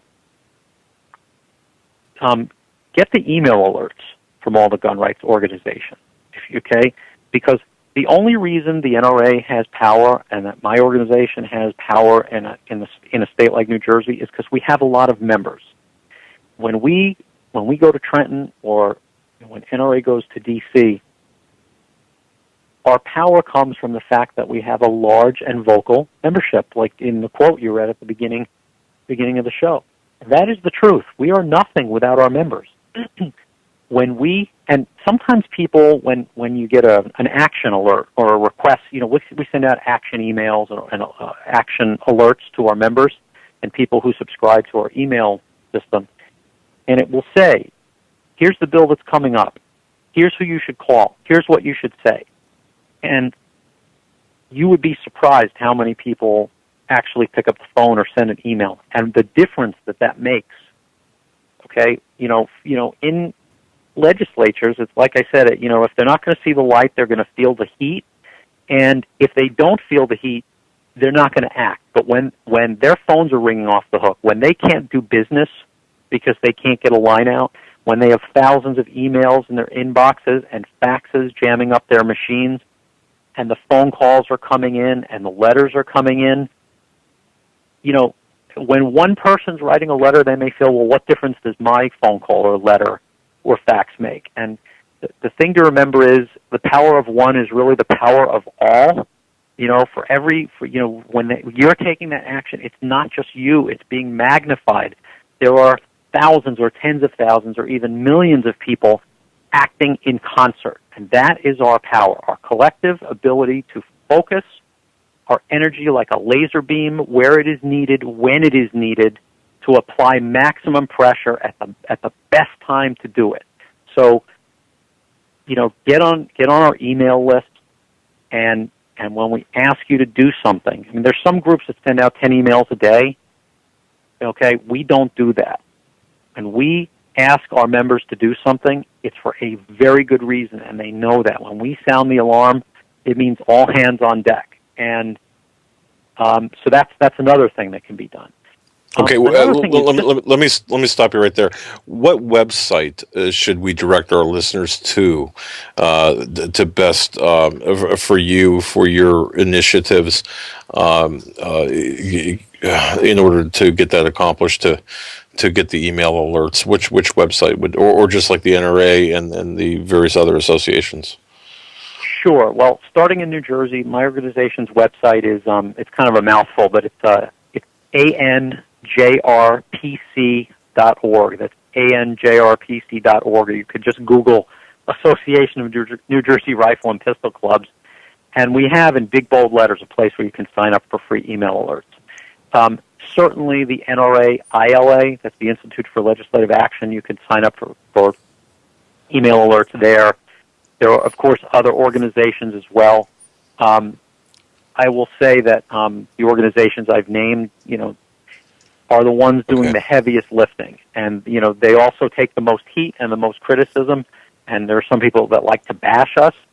I can say as someone on the inside of those organizations, a lot of the things you hear are not true. And while no organization is perfect, we're the 800-pound gorillas, and I mean that in a positive way, meaning, we collectively have a lot of juice. There's a reason why certain organizations are respected and or feared, and that has to be used wisely. Anyway, bottom line, sign up for our alerts, and just monitor what's going on. All right, we'll put up what's going on. We'll put up a permanent link under your name in this broadcast in the archives. anjrpc.org, and you said NRAILA. Yes, NRA-ILA. That stands for Institute for Legislative Action.org as well. Okay. All right, good. And I'll tell you, on the ANJRPC website, we, back in February or late January, we made a video to get the troops fired up for the 4 or 5 month long battles that we were expecting, and that's still up on our homepage. I'd encourage anybody who feels discouraged or who feels like, why should I bother? Go watch that video. It'll take 2 minutes, and you'll be fired up at the end of it. Okay. It just... okay. And that's off of, or that's on anjrpc.org? Yes, right on our homepage. Okay. All right, good. Yep, it's called New Jersey Stand and Fight. Okay. Good. We need that punch in the arm there, that shot in the arm at times. If it's 2 minutes or 20 minutes, we need that. So that's good. Mr. Bach, I got a question for you. Have you seen an increase of veterans coming to you with problems having their guns taken from them when they return stateside? Has there been an influx of veterans contacting you, or has it just been people across the board? Yeah, I think it's across the board. I have not directly seen an increase in that, but I know it's happening. Okay, but that has not actually crossed my desk, but I know it's there. I know others around the country who've seen that. I mean, we know veterans are under attack. We know their gun rights are under attack. We know that in 2009, Janet Napolitano classified returning veterans as potential terrorists. We know that, as well as gun owners. Mm-hmm. You know, a simple Google search will reveal that. So we know that issue is there. There's a pretty scary, actually, if I can, just on that note, there's one of the many bills that are introduced in Trenton. There's a really scary one, or an especially scary one, in that it just does away with due process and the presumption of innocence. And it basically would suspend Second Amendment rights, suspend the right to buy or own a gun if you're on a secret government list, okay, where, you know, the standards are not published. This is the terror watch list. Everybody goes, well, nobody wants terrorists to have guns, and of course nobody does want terrorists to have guns. But a bill that says if you're a suspect on a list, you lose, a citizen is on a suspect on a list, you lose your constitutional right based on speculation and conjecture with no due process, is really upside down. And, you know, it's the same thing. You got to ask yourself, well, why do they want something like that? Well, you know, if Homeland Security classifies returning veterans as a terror risk, well, then you can, with the stroke of a pen, ban guns to a whole class of people. The implications are pretty frightening. Indeed, they are, and we see this happening across the political spectrum, whether it be guns or the new IRS revelations with the taxes, the specific targeting of individual groups, mainly those who oppose the administration and their agenda. You know, I got to ask you. I got to ask you. I was talking to Billy Bear, and of course, we was on this program when he had it. We were talking about where we are today in general, and of course, Barack Hussein Obama being the president. Of course, when I was on this program, he was not. He was still in his first term. Are you surprised where we're at today? The acceleration of events over the last dozen years that you've been involved in things like this. Are you surprised at how fast things are happening? You know, under this regime, this current regime, or is this something that you perhaps saw coming? I would say yes to both. I mean, yes, I've seen it coming, regardless of who happens to be in office. Yes, I'm surprised how. Well, I'll tell you what really surprises me is how few people seem to even be aware of the things that are happening around us. To me, that is the ultimate danger signal, because, you know, our rights are, you know, leaving us left and right, and where there might have been outcry just a few years ago, you know, everybody's, let's go back to my popcorn and beer and my football game. You know, that's what really surprises me. Yeah, that's to me. You know, our society to me is, and I've had this conversation with Billy, and it's just like, holy cow, what is it going to take, really, for the average person to care? You know, it's very frustrating from our vantage point, and I'm sure from yours as well, in attempting to get the masses moving, and it's difficult to get them to care about anything sometimes, and I don't know if they feel impervious to the fact that you know this can't happen to them. I don't know, but certainly New Jersey at this point with that confiscation hot mic issue. Any more you want to say about that? Any thoughts? Any more thoughts on that? I mean, that was like a gift in a sense to show the real agenda here. But by the way, who said that? Who were the legislators, the senators that said that? Well, there are three legislators who are generally attributed to those comments. They're all state senators, and one of them is State Senator Loretta Weinberg. Okay, and she is, she's been anti-gun and trying to pass many of these bills for a very long time. Another one is Senator Sandra Cunningham, who also has a long anti-gun history, and the third one is Senator Linda Greenstein, who, is surprising to us because she's not in a particularly safe district for her. And by the way, with all these bills coming down, every seat in New Jersey in the legislature is up for re-election this year, plus the governorship. So you'd think that they might be concerned about angering 1 million gun owners. That's what we have in New Jersey. We have 1 million gun owners. So those are the legislators, and the lesson of this is, look, is there a confiscation bill? Actually, there is. There is one bill, the 50 caliber ban, in its original form, actually provided for what they called a forced buyback. Okay, a mandatory buyback, which is another word of saying, confiscation, but we'll give you a little bit of money for it. We've since been able to get some changes made to that bill to blunt its impact, but it's still, a horrific bill. But the lesson of this is pretty clear. Number one, these people do not support or respect Second Amendment rights. Number two, their agenda is to eliminate all private gun ownership eventually. Okay? And number three is that agenda has been laid bare. There can be no question about it, and it needs to be fought against. It needs to be resisted. Okay? We're going to stand and fight no matter what the odds, no matter what the challenges, no matter what the adversity. We are going to plant our feet and resist it and stare it in the eye and find a way, or go down trying. Okay? We will not give in to these attacks. We're going to fight them, and that needs to be everybody's attitude. We don't ever want it to get, to the situations you're describing.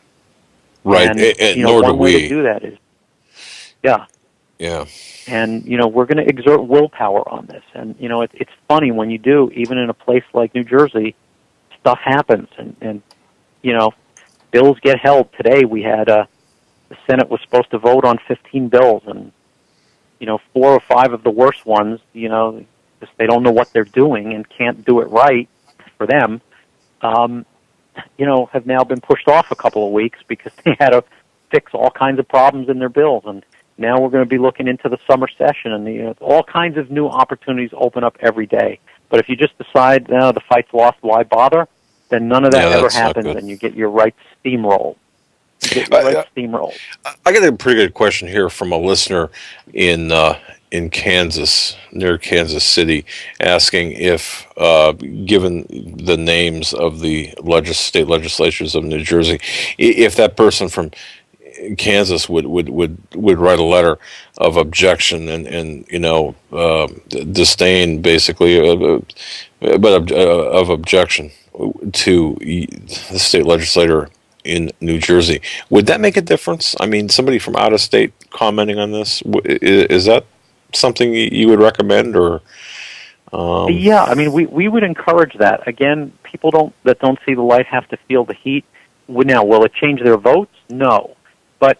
But the more we hold them up to ridicule, the more we shine the light of truth on them and expose them for what they are, the more it checks them, the more it forces them to slow down or, take another tack. So, will it change their vote? No, it's not going to change their vote, but they are going to think very long and hard before they do anything like this again. They're going to think long and hard before they support a piece of legislation, and more importantly, the people whose ear they have now, who've been embarrassed by this, the Senate president, who's probably embarrassed by this, is going to think twice too. So it all makes a difference. If that's what your listener feels he or she wants to do, they should absolutely, by all means, go and do it.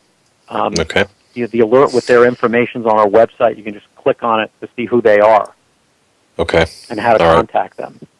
Sounds good. And hopefully Kent from Kansas, you can do that, as well as get your friends, family, and others to do that as well. Anyone that wants to make a difference, hold them up to both contempt and ridicule in a manner, of course, that is suitable for presentation, public presentation. Mr. Bach, in the closing minutes here that we have, any final thoughts, comments, concerns, anything you want to drive home before we cut you loose here at the top of the hour? Well, is number one, never give up. Okay. Number two, this fight is winnable. We've proven that. NRA proved that this spring. Number three, if anybody out there is hearing some of the talking points on the other side and feeling like, well, I'm not really comfortable with our position, you've got to dig in. I don't know how much time I have here, but can I just hit one particular issue that's a national hot button issue and just tell you how I deal with it? One of the questions I get most often is, why does anybody need a high-capacity magazine, an evil high-capacity magazine? And you see some people shrink from that, and the answer is simple. For the same reason members of law enforcement do, because you might face multiple assailants. Home invasions happen, and criminals travel in packs. And, when there's an emergency that strikes, when seconds count, police are minutes away. And the U.S. Supreme Court has held over and over again that if the police never show up or take an hour or two to show up when you dial 911, they're not accountable. So the message is you're on your own in an emergency. So why would the government on the one hand tell you you're on your own in an emergency and then say, sorry, you can only have 5 or 7 rounds in your gun. We're going to tie both hands behind your back too, so you're vulnerable to thugs who ignore that and will come in with 30-round magazines. People will die from laws like this. Yes, they will. Every issue that you hear out there, that the other side, sometimes it seems like they have very emotionally compelling rhetoric. There's another side to all of that. And anybody who's feeling, well, we're not being reasonable enough. Let me tell you something. Reasonableness ended decades ago, with the laws that we have. A line has to be drawn somewhere, okay, and should have been drawn elsewhere long ago, okay, but, it is what it is, and we have to draw that line now. And, I encourage anybody who thinks, well, we should be doing this or taking a different position, email me. I would love to make sure folks get our message and understand how to discuss and argue our side of things in a conversely emotionally compelling way, because there's an emotional, compelling way to articulate our issues as well on the other side. So very good. My message is everybody, keep the faith and keep fighting, never give up. There's always a way. And those of you in good states, you better wake up and you better keep what you have. If you do nothing, that steamroller is eventually going to come your way. You've got to stand and fight now. Build a stronger fortress now so you don't go down the path we've had to go down in New Jersey. And that's kind of my takeaway. God bless you, my friend. Yeah, we want to thank you so much for spending your time with us tonight. It has been fantastic, Mr. Bachman, Scott Bachman. You can Bach. Oh, I'm sorry, Scott Bach. L. Bach. Like the composer. I apologize. Yeah, I apologize. His website. You got it over there. Well, yeah. As a matter of fact, you can be your bio is bachbio.com, BACH bio.com, correct? That's where your bio is. Yeah, that's my personal info. Yep. Okay. However, we will be posting the website anjrpc.org as well as nra-ila.org, and that ANJRPC. What's the acronym for? What does that stand for? It's the Association of New Jersey Rifle and Pistol Clubs. Gotcha. All right. This man is on. It is, but we're going to be posting links to your websites, plural, on permanent links on our website as well, so people can access them at any given time and continue this fight, because we need to be in this fight at this level. God forbid it goes to a different level. Really, we don't. People don't. I don't believe people understand what what they're asking for at that level. But we want to thank you so very much for your time tonight, sir. Thank you for being on the tip of the spear in New Jersey, of all places. But Thank you, gentlemen. I'll tell you, you're a breath of fresh air in a smog and rhetoric-filled state. I've got to tell you. But God bless you, and thank you for your appearance tonight on such short notice. We really appreciate it. Thanks, gentlemen. All right, Have folks. a great night. That was Scott L. Bach, and we're going to be putting up his websites on our website, Homeland Security.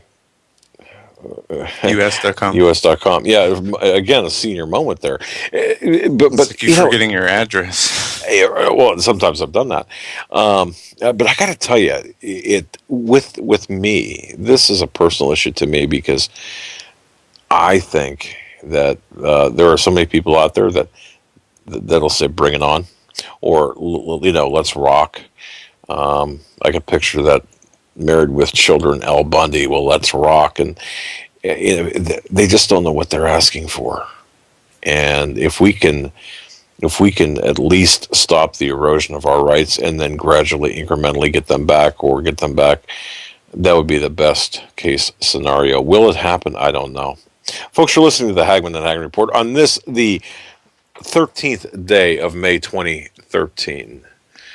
We can take call-ins after this break at 661-244-9839.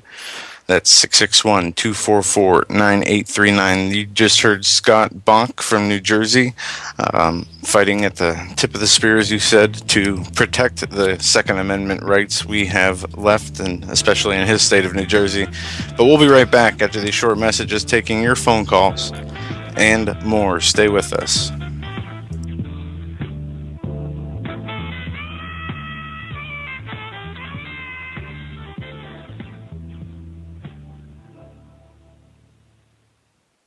Survival of the fittest. In any and all situations, survival is your number one priority. That requires being tough and thinking smart. And the folks at Freeze Dry Guy are going to help you do just that. They have the long-range patrol ration entrees, what they call the Brick Pack. When you're in survival mode, it is absolutely the best item for your survival pack or bug-out bag. You can go farther, faster, and carry more food with the LRP cold weather ration entrees. Not only do these long-lasting, durable entrees help sustain you or your family through the harshest environment or situation, they are by far the most delicious of their kind. No contest. With a variety of tasty entrees, you can't beat the LRP Brick Packs. Let Freeze Dry Guy help you in your survival situations. Go to freezedryguy.com. That's freezedryguy.com. Or call 866-404-3663. That's 866-404-FOOD. Hi folks, Doug Hagmann here. You might know me as the co-host from the Hagmann and Hagmann Report, or as a frequent guest on Coast to Coast AM with George Norrie. If you're like me, you're tired and confused over today's headlines. You just don't know where to turn for accurate, concise information about really what's going on, what's truly going on in today's society. If you don't know where to turn for accurate, well-researched, and properly vetted news, I've got a suggestion. In fact, it's a requirement. Bookmark Canada Free Press. That's CanadaFreePress.com on the internet. It's just not for Canada. It's for news across the world. Judy McLeod, founding editor, has put together a vast array of talented writers like Kelly O'Connell, Daniel Greenfield, Dr. Eilida Johnson-Powell, a lot of guest columnists, very talented writers. Folks, that's Canada Free Press at CanadaFreePress.com. Now mobile friendly. Follow on Facebook, because without America, there is no free world.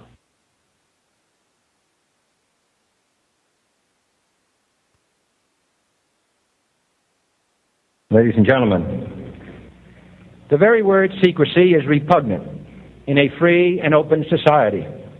And we are, as a people, inherently and historically opposed to secret societies, to secret oaths, and to secret proceedings. For we are opposed around the world by a monolithic and ruthless conspiracy that relies primarily on covert means for expanding its sphere of influence, on infiltration instead of invasion, instead of elections, on intimidation instead of free choice.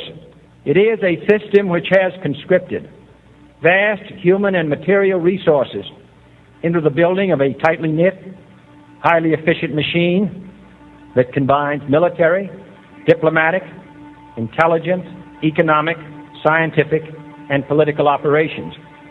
Its preparations are concealed, not published. Its mistakes are buried, not headlined. Its dissenters are silenced, not praised.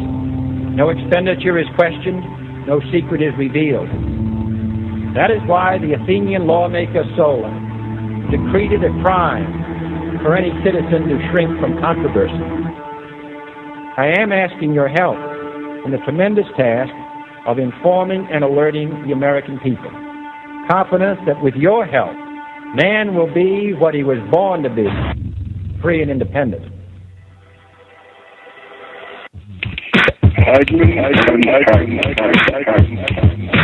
You want answers? I think I can tell you want answers. I want the truth.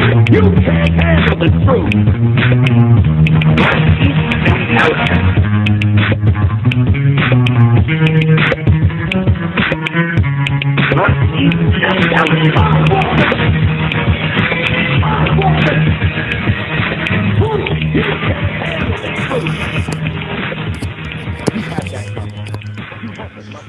Welcome back, ladies and gentlemen, to hour number 3 of this Monday, May 13th edition of the Hagmann and Hagmann Report. First 2 hours have flown by as usual. First hour, we went over some headlines. The second hour, we were joined by Mr. Bach of New Jersey, and that was a great interview, and we thank Mr. Bach again for joining us tonight. I'm going to hit a few other stories, and we're going to go right to the phone lines.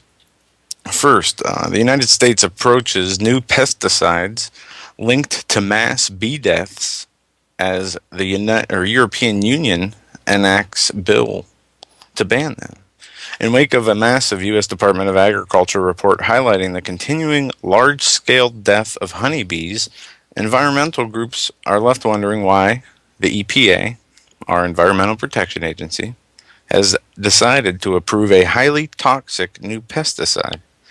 The continuing mass death of honeybees, known specifically as colony collapse disorder and pollinator crisis, would strain production of over 100 crops in the U.S., including apples, zucchinis, avocados, plums, and more. The agriculture value of these products is estimated at over $200 billion globally per year. Now, the decline from a report of the USDA of honeybee colonies in the country highlighted a dire situation as the number of colonies has plummeted from 3 million in 1990 to 2.5 million this year, demonstrating that the decline is a long-term issue. The same report points to the existence of 6 million honeybee colonies in 1947. 1947.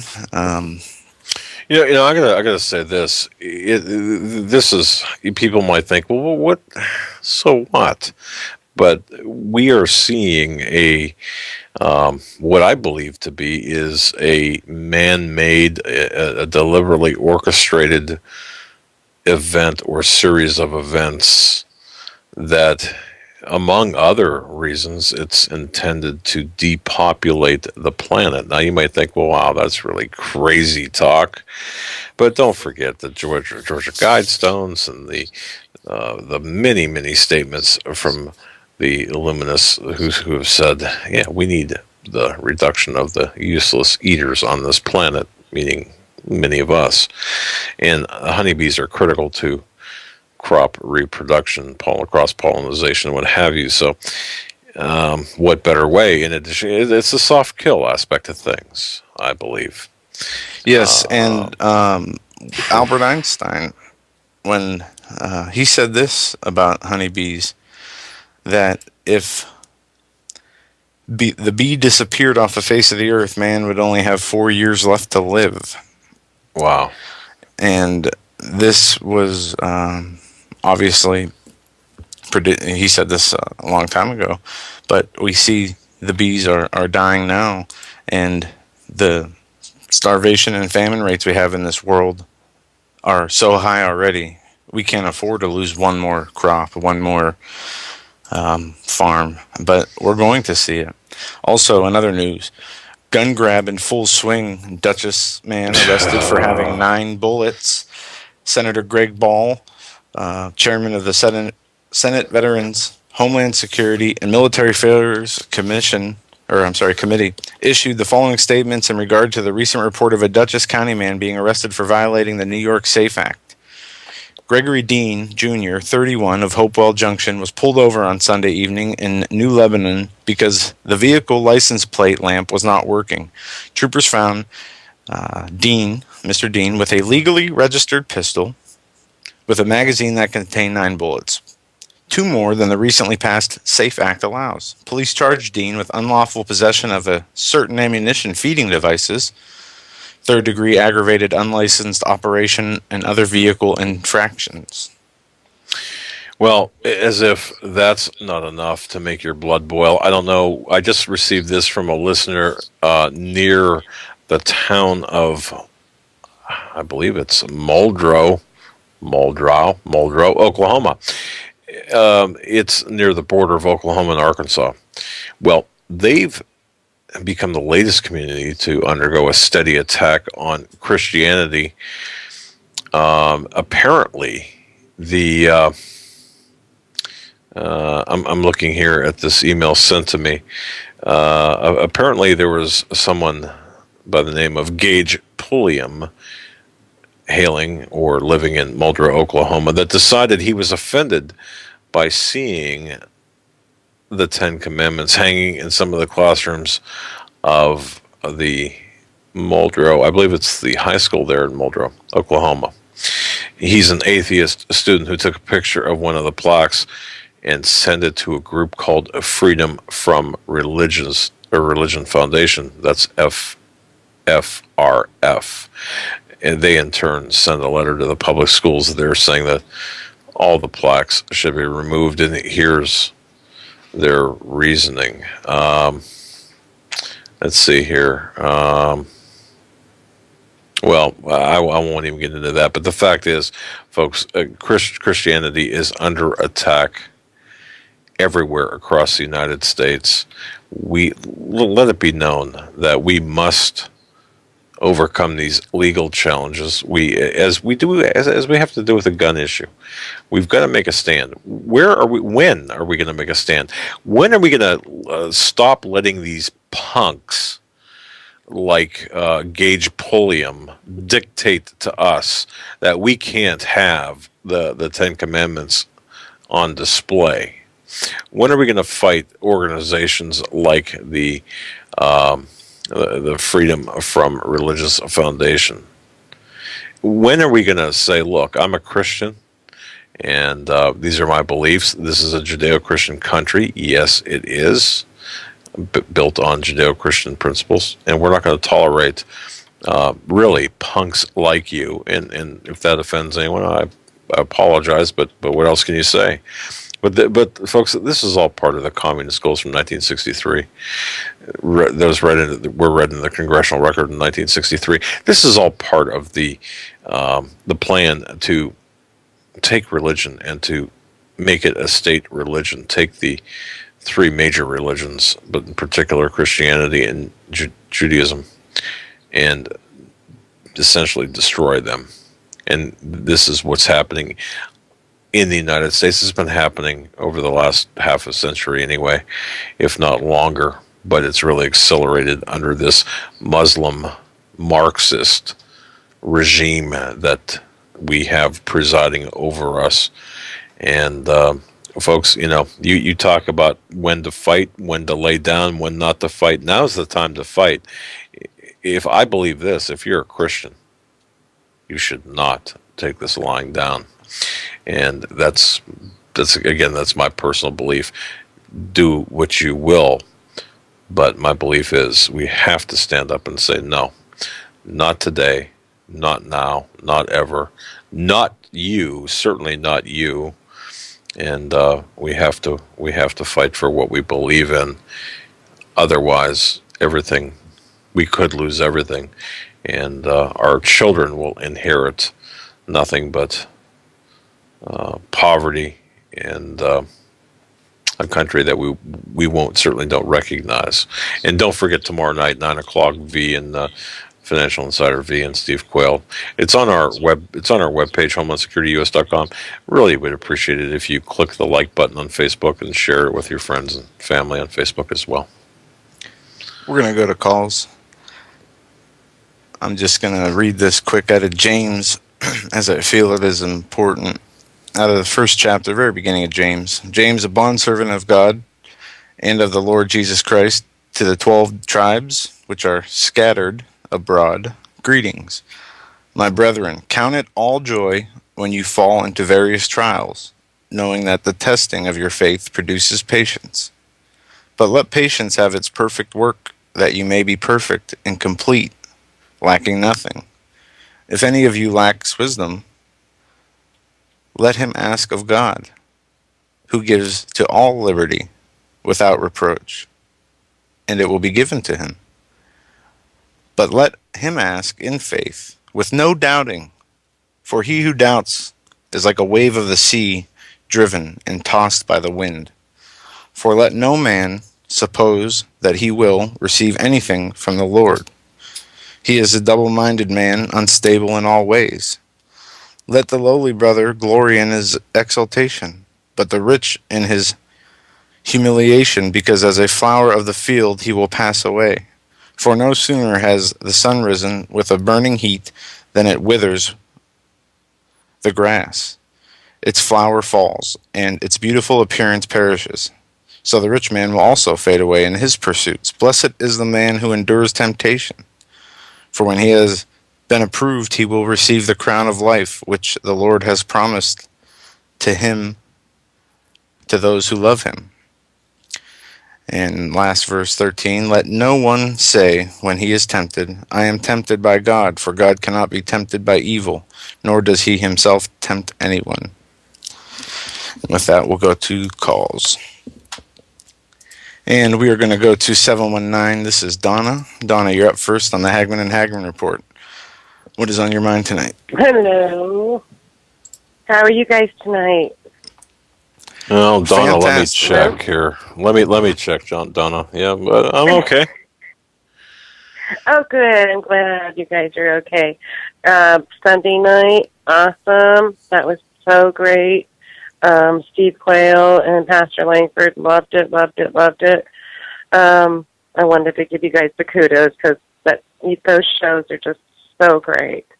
And, of course, trials, yes, I'm having them. I have some family issues. Having said that, I try to look for the lesson that the Lord shows me with my younger son when I'm having issues. I don't want to get into the details. However, this was it's not good. But on the other hand, the good news is he's opening up to listening to the Bible, reading the Bible. Sunday, he said, what do you want to do for Mother's Day? Go to church? I said, no. I said, I want you to watch the Gospel of John. So you can watch a movie, so you can have a relationship. Because we're going to go to church, sing a song, dump money in. The guy's going to say a bunch of stuff you're not going to understand because you haven't been reading the whole Bible. And by watching the Gospel of John, I think you're going to get a whole other picture of Jesus. And been sharing other things with him. And that was my Mother's Day, watching the Gospel of John. And it was weird because through the whole thing, I read that. Oh, I read that. So he was totally relating to the movie. It's the Gospel. And yet he was getting a visual of what he was reading. So that, for me, was the best Mother's Day. The other thing that I have is I've been watching this gun thing and watching... okay, I'm sorry, but I have the gun issue. I know it's important, and to gentlemen before, very important. Can't lose and understand. Having said that, I had been watching because I was in a hotel when I go to visit my son. He's in Denver, and the Gosnell's trial. The week before, they had a Fox actually did a whole thing on it. So this is not this weekend, but the weekend before. And my son had to do whatever he had to do before I could go see him. And I remember the Friday night, I couldn't I like watched it, and I was sort of like in the state of, I don't know what you call it. I couldn't cry. I couldn't think. I was just watching this with almost not knowing how to feel. And by Sunday, I decided to stop at this little church, and it hit me. I just started weeping, just weeping. I mean, I don't know why I do that, but it did. It hit me. I was weeping. And of course, people don't know me, and the guy, pastor's like, what's going on? I'm like, what is it about a man who can do what he did? And he's one of, I'm sure, many, because he got caught. However, what type of person could do that to small babies? What kind of human being could do that to babies and the people that worked with him? What are these people? Who are they? I don't know. I'm a mom. I've given birth to children. I can't imagine what was going through their mind. I don't care how you justify it. It's like the Nuremberg trials. I was just taking orders. No. There comes a point when you have to have some sort of humanity.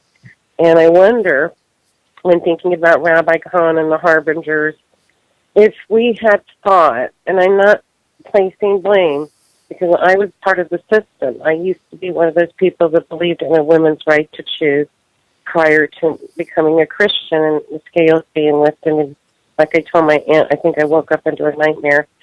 However, if we had fought that hard back then when they passed those laws to allow that to happen, if we had put as much effort and galvanized as much as they could have around that to not let that go through, would we have been able to change these harbingers? Would those children, who knows, they could have cured cancer.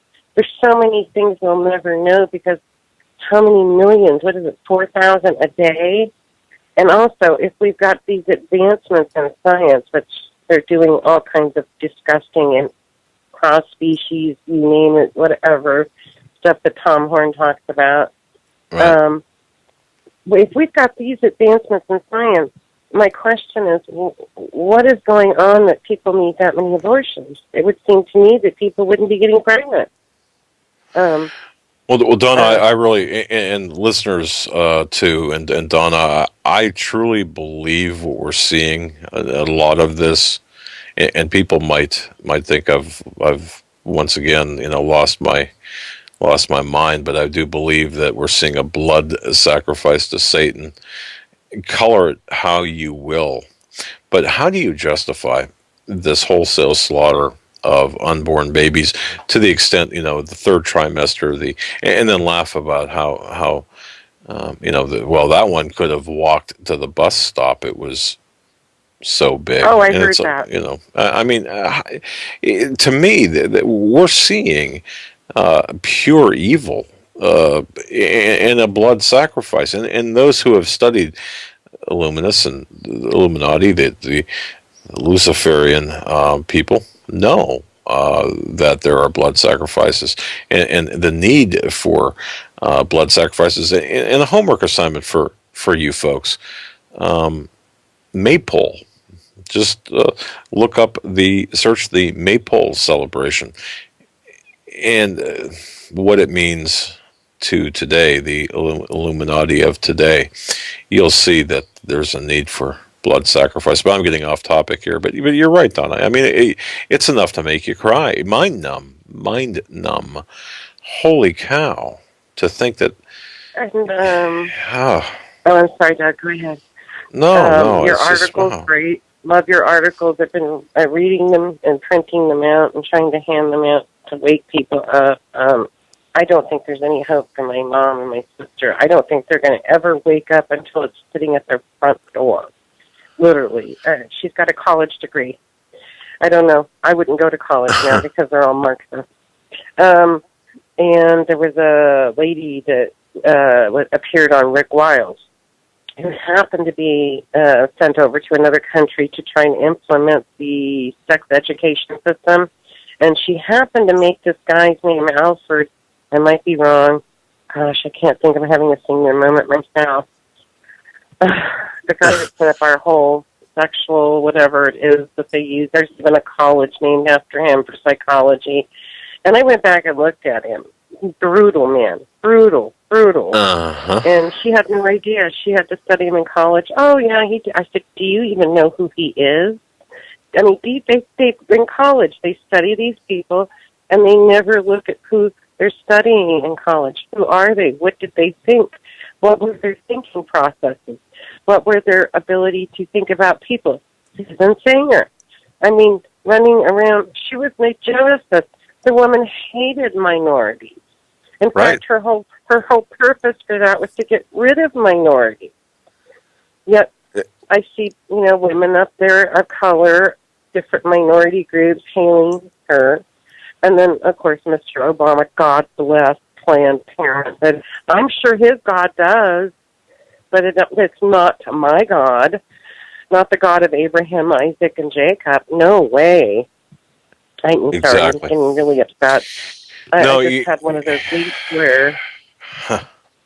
I think everyone has, especially given the the constant, consistent battering of news headlines. It's one thing after another. So, yeah, I understand. My rubber band is stretched so far that you talk about rubber band being stretched to the point where it's going to snap. Here I am, and, did the American thing, bought my house. Of course, I know I don't own it. I don't pay my taxes, but if I have an alarm system, but I just ordered bars. I have to bar myself in because if the alarm goes off, I'm going to have to hide in my closet because last time I got broken into, it took the police 2 hours to get here. 2 hours. I had an intruder in my house, 2 hours. Mm. So, what do? The alarm's great and all, but no, I just ordered bars, and luckily the guy's a Christian, and he's put me through, so my bars should be here pretty soon, but I'll be barred in. But that's what it's come to. And you had mentioned something earlier about Christians fighting, and I was watching something on Ann Barnhart. It's kind of interesting because I thought, where is Romans 13? Where do we draw the line? When do we stand up? When do we stand up and say, no, you can't cross this line. I do not owe you my children, my grandchildren, or anybody else's children. We do not have to take this. No, I'm not a well-funded gang. I'm a grandmother. But I am not some sort of monster, Mickey, whatever his name is, atheist, Satanist, probably doing child sacrifices somewhere. And again, I'm sitting here thinking, what can I do? Well, yeah, let's see, because my son, who doesn't believe in Jesus, he thinks the Bible's been made up, believing some guy who wrote, I don't know if you've heard of this book, it's very popular amongst the New Agers. It's a series from some guy out of Russia who wrote a series called Anastasia. It's the whole new thing everybody's reading. Don't ask me if it's even real. The guy probably made it up in his head. That's more real than the Bible. Explain that one to me. But I thought, as you were talking earlier before I got my call, I thought, you know what, I have fascia, around my house that I painted. I think I may go out with my other Christian who's been a very good worker and say, look, we're going to put up Bible verses. We're going to take that fascia and we're going to put John 3:16 on one side. Let's just go around the whole house and do it and see what happens. I mean, it can't hurt. And then I have a fence. I said, why don't we just go ahead and spray paint the 10 Commandments on my fence too while we're at it? I'm just really tired. I got to do something. I just can't sit here and do nothing. I don't because, but I mean, I got to draw the line somewhere. I got to do something. I can't just sit here. And then this is the other thing that really gets me about liberals, really irks me, and I don't know how other people feel. Okay, I'm a Christian. I've made my point clear. I go to my son's house. I'm not being mean. You guys don't want to listen, fine. I've opened the door. You know where I stand. But do not stand there and shove your New Age stuff at me. Right. And then expect me to defend against your New Age. What is this banter? I'm going to tell you I believe in the Bible that Jesus Christ is Lord. He died on the cross, rose in 3 days, and he is my Lord and Savior and God. And you're going to try and tell me some guy in Russia who wrote a book about somebody that may or may not exist is real? And have this debate where, no, there are no, there's many paths to God. No, there are one path to God. And Jesus said, I'm the way, the truth, and the light. No one comes to the Father except through me. And then I got on my mom's case, too. I mean, I'm on a roll. You know, oh, you call me a Christian. You are not a Christian, Mom, if you read Shirley MacLaine books. Because she says that's doctrine of demons. It's right there in the book. I said, you got to make a choice. You are either on Jesus' side or on Shirley MacLaine's side. You make your choice. Of course, that did not make me popular. And the other thing is, I'm the capitalist. So guess what? All the socialists in the family, when they run out of money, who do they borrow money from? The capitalists. Of course. Okay, I'm done with my rant. Oh no! You know what? It's Just the good. other day, Do you feel better? I mean, seriously. yeah, I do feel better. And actually, I'm kind of glad I'm alone. I mean, if I had to, if my family was here, ooh, we'd all be fighting. Well, it's them good. in their new age, and I'd be in my room going, "Don't come in my room." But you know, I I'm supposed to be love your neighbors as you love yourself. You're supposed to forgive your neighbors. I understand that. I pray for them. I pray for Muslims probably more than I pray for my family, but because I do know that they're stuck in a system. I mean, if you're in Saudi Arabia, you can't get the word. But I do pray. I do pray for them. I pray for my enemies. But there's some point where when do we stand up? I mean, even Jesus, when he went into the temple, overthrew the money tables, you know, just, he was mad. Even my son said, well, he's really upset. Well, that's not the word he actually used, but I said, oh, yeah, he gets, that's right. That's righteous anger. Because righteous, I said, when you stand up for the Lord, that's righteous anger. When you stand up for the truth, that's righteous anger. And that's the point. I think in churches, you know, it's just dead. It's dead. They don't do anything. They sing. He says some sort of politically correct thing. You give them money, you walk out the door, and everybody's backstabbing everybody. I've had more knives pulled out of my back, scarred from going to church, than just staying home and going to church on the internet. And that makes me really sad because we're supposed to love one another. And I think within the Christian body so far, I've only found maybe 3 people that actually go, yeah, we're supposed to love one another. But for the majority of the churches, I'm really sad. I've been praying and praying for them. I even tried calling one of the guys when you did the thing about Mickey Weinstein, that thing. I actually called him and said, you have a family, you need to hear this. You need to hear this because you need to protect your family. You need to start storing food. If every single Christian church, and even in my area, just all the Christian churches started, instead of buying these big jets and whatever it is they buy for themselves, started actually getting their congregation ready and storing food and water, they could feed each community could feed itself. And be the Christian church we were supposed to be. And we wouldn't have this welfare system when the churches were doing what they were supposed to be doing. Shoot, Mr. Olstein could probably run a hospital and everything he has. Okay. Back in the day, look, that's how I remember talking with my dad, and his mother would be my paternal grandmother, and that's how a lot of people existed during the Depression. The churches opened the doors; they fed the hungry. There was a reliance upon the Christian churches, and there was no welfare. There was no state-run food facilities. It was all helping one's neighbors. So we agree with you 100%. And the business of being a 501c3 church, it's a business. But where does this? Do we see them helping the poor? I mean, look, I know Steve Quayle personally has helped so many people monetarily. I know others, Pastor Langford and others have helped people. My goodness, you know, shame on the people driving the Jaguars and the Bentleys and having the crystal churches and, I mean, it's just, to me, it's unnecessary. I mean, their reward will be given to them when it is their time. And anybody who puts, especially preachers, then you see them and the first thing you think is, wow, this is a very materialistic preacher that you need to, I mean, If I won the lottery tomorrow, $50 million, I'm not going to go buy new cars, Jaguars, or, I only want to be comfortable. Just Anything enough to live, else, in my opinion, from what I've read in the Bible and what I understand, is more than a necessity, and is what can get you into big trouble, because Well, we have to be good stewards right. just like us. I mean, we're a listener-supported broadcast.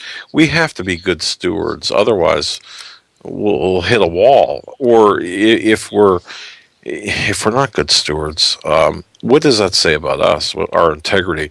I couldn't look at myself in the mirror in the morning if I felt that I was misusing the trust and the. So I mean, imagine what these people, what the mega churches do. And I'm not saying that they're all bad. I don't even know who half these people are, but let's just take care of each other to the best of our ability. Donnie, you've And if just you been could so. do me a favor, you have my phone number, because you guys know my phone number. If you could get that to Marcus, somehow Yes. he wrote me another letter, but he never gives me his phone number, so I can't call him and say, okay, what do you need? I mean, money, obviously, but what else can I get you put together for you? So if you could give him my phone number, that way he could call me, and I can at least get a list together and start putting stuff together. All right, we'll do I'll that. contact him and Yeah. make sure that he has your number. I know he needed a vehicle, but I don't know anything about cars. So if you talk to Steve, find out what kind of vehicle, and is anybody putting this together? Because you don't want me picking one. I know nothing about them. And so I want to help him out and do the best I can. Okay, having said that, I'll let somebody else talk now that I've had my rant. All right. Thanks, God kiddo. bless you, Take Donna. care. All right, thanks. All right. God bless you guys. Bye. We'll watch the painting on the fascia of the house, of Donna's house. It's not necessarily that bad of an idea. I don't know anymore. I just believe it's our duty right now at this point to fight to the other end. And we endure, we fight, we endure. We do get blessings. And we do need to make a distinction when we say the word fight, because that can be taken many different ways. When you say fight, people think of physical fist fighting. People think of physical, armed engagements. People think or they think of spiritual fighting, spiritual entanglements. But don't you think, though, Joe, that when we talk about this, that people are not thinking big enough? I mean, the people who argue about, well, does it mean we fight with our weapons, or if we fight spiritually? No, think on a larger scale. I mean, I understand there's a distinction there. We fight with our faith. We have all the power given to us from the Lord if we receive it. And that seems to be the biggest problem, is not listening to the Lord, not reading His words and praying to Him where you have that personal relationship, because He will answer these questions. So many people seem to have. There are some that seem that they would be happy to be engaged in battle. There are some that don't want any part of it. I'm one of those people that don't want any part of it. Does that mean I'm going to sit here and let people, run me down and kill my family while I stand there and watch? No. No, I wouldn't let you do it either. Survive and to spread His word, and that's all I'm going to do. And but I'll tell you this, though. I mean, the Lord will work it out if you put your faith in Him instead of any plans we can think of or anybody else of any other man can bring up. Right, okay, and that's we've had this discussion endless times with people. Look, put your faith in God, but understand this: you're not commanded by God to be a pacifist and to allow your family to be raped and your house to be plundered and you to be a professional victim. I just underscoring that, because like people say, well, Joe said he's going to lay down and not fight. He didn't say that at all. If you listen to what he said, yeah, and that's the problem. I mean, people can say or interpret things in completely different ways. And this is where we run into problems with interpretations of Bible. If we can't agree on simple matters, yeah, my goodness. anyway, Let's look we'll at the move on bigger to the picture. Yeah, let's move on. 512 area code. We're coming to you next. You're live on the Hagmann and Hagmann Report. Hey, John, Doug, how are you doing? Very well. What's up? I've been moving Kanye for a while. First of all, I just wanted I've been moving Kanye concerning, I guess you show some artistic creativity in your intros for the second and third hour with the kind of rap and you can't handle the truth. So I thought that was pretty interesting that you did that. But anyway, I just wanted to ask you concerning tomorrow's guest, V. I've been listening to him. I've been very excited that you've had him on, and it's just fantastic. I listened to him 2 weeks ago. You had him a couple of weeks ago.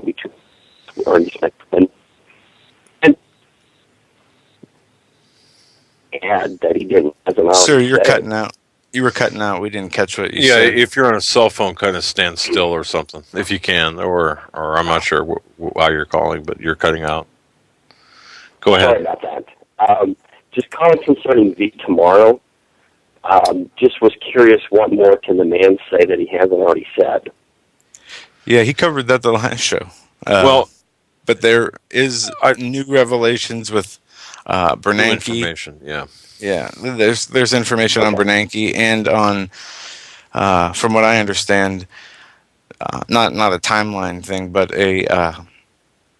what we should expect to be seeing with the stock market and metals prices. I'm not sure if there's going to be a change in the near future, or they're perceiving there's going to be some sort of change in the future. But from what I understand, as little as I know V, but as well as I do too, I don't think he would come on for no reason or just to hear himself talk. There will be new information with that. You know what, caller? I'm glad you asked that question, and I didn't explain this to you, Joe, either. When I spoke with Steve and we talked about having him come on, and he said, yeah, come on. This was last week, and he said there's pending news. And then earlier today, he said that for tomorrow, he's going to attempt to hone down the information a little bit, make it a little bit clearer and more concise with respect to the timing and the events, to put together the events a little bit more than what he has in the past. If you listen to his past programs, there's a lot of generalities. Now it's getting to the point where there may be some more specifics here that he can offer at this point. That's fantastic. So hopefully that'll be, and I believe that to be the case. So. And two, he will speak to as many people about their personal situations, give different examples as well, and attempt to help as many people in general as he can. So that's what he's going to be doing tomorrow. Fantastic. Well, I look forward to it, and I thank you so much for the guests that you've had. They've been wonderful. Thanks so much. Thank you, sir. God bless, man.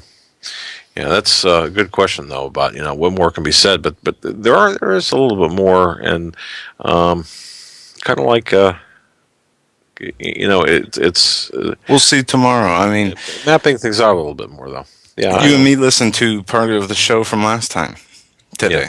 Yeah. And there's a clip we're going to take. I've said this before and haven't done it yet, but we're going to put it on YouTube, where V starts speaking of sin and how we need to behave and where our minds need to be in this stage of the game. And it is very important. It's about the 140 mark to the 155 mark, I think it is in the show. 1 hour, 40 minutes to 1 hour and 55 minutes. For those who don't want to wait for the YouTube video, yeah, go back and listen to those 15 minutes. You might be waiting a long time. It is very interesting what he has to say, and like I said, I'm sure he will have some new information. Going to move on the phone lines. We have about 16 minutes left. We still have time for a few more callers, so 661-244-9839 is the number. We can probably get a few more callers in here. We got 618 we're coming to now. You're live on the Hagmann and Hagmann Report. How are you guys doing tonight? Very well. What's up? I just had a quick thing. You the other night you made a I guess kind of you and Joe were having like a kitchen table conversation. Exactly. And I just wanted to, I understood both sides, and I agreed pretty much with both sides. I understood where Joe was coming from, and I understood where you were coming from, Doug, that, things get you all fired up. And then pretty much the whole conversation, I pretty much agreed kind of with both sides. And I just wanted to say, just add one point to that, because it's something that a gentleman at work made a comment to one time. And I brought certain topics up, and just about like what the world's coming to, and just different things like that. And he was coming from like pretty much a standpoint that, what do we need to know all this? I'll just trust in the Lord. And I agreed with that. But beyond that, he wasn't going to do anything, or didn't see any sort of wanting to have any sort of information or news, or kind of like knowing the time period that we're in. So I would just like to say, at least in terms of that conversation, a little bit what I got from it. My opinion was, at least for me, it's better to have that information. It might be a burden in a certain way, but you know what? It's good, because you know what that does? I turn it around to where it makes me, with knowing that it's not like we're living in the 1800s anymore, and and maybe you thought we had plenty of time, or that sort of thing. What it does is it drives up a total drive inside of me to where you know what? I need to make sure that I'm right with the Lord. I need to make sure that my family is. I need to make sure that. So I would rather have that information, because even if that gets that little spark of the Holy Spirit inside of me, gets me fired up, it's a burden to have that information. But you know what? We can make a change. I don't think we're going to change the world, because I think we're beyond that point. The Bible pretty much doesn't say times are good, and then it pretty much goes on a downward slope. It doesn't say we have we realize our errors for a couple hundred years, and we now, it doesn't say that. It just says pretty much things get worse. And so what that does for me is it makes a total drive with me to make sure that I am in control of my family and my children, and I just don't sit back passive anymore regarding that. If it kicks me in the butt 50% more and makes me want to tell my children about how much Jesus loves them, then that's a good point. And I would much rather have that burden of knowledge than not to have it. And hopefully that was, I agree with both points. And now I don't think that we're going to be able to change the world. It's just, you know what? I can make sure that I just tell my children every day as strongly. And as far as Don is concerned, you know what we can do? She was mentioning, I believe, her son. Okay. To me, that breaks my heart, because I look at my children, and I would just ask that question to myself, what would happen if my child responded that way and denied our Savior? You know what? That breaks my heart. So I'm going to tell you something, what I can do for her, and maybe the other listeners out there can do. You can say a prayer, okay? Yeah, absolutely. I believe that we can do that. Yep. And I just think that's something that we can all do. I don't think we can go out and change. It'd be nice to say, Doug, that that we're going to change things around and change the world around and change the politics around. But you know what? At least in terms of the Bible, it doesn't seem like that's pretty much how it's going to be leading to. It doesn't mean that we stop the fight and stay silent. But you know what? We can control the things in our house. We can control how we inform our friends and neighbors and our parents and just the people around us. We can control that. We can't control the evil force that is out there, controlling the world. We can't control that. But we can control, at least in terms of making sure we're right and our family's right. Precisely. I like that. Because I don't think we call that the dinner table discussion. I don't think that there's really a wrong aspect of that. I think that, as you said, you can see both sides and understand both sides. The inclination, perhaps, is toward one or the other areas, but the concept is the same between both. Where, and I know that sounds almost contradictory, but the fact of the matter is, why not have the information and really not need to use it one could say, well, that's cluttering your mind. Well, not really, because you don't know when that information might come in handy. So, it's good to know. Especially Exactly.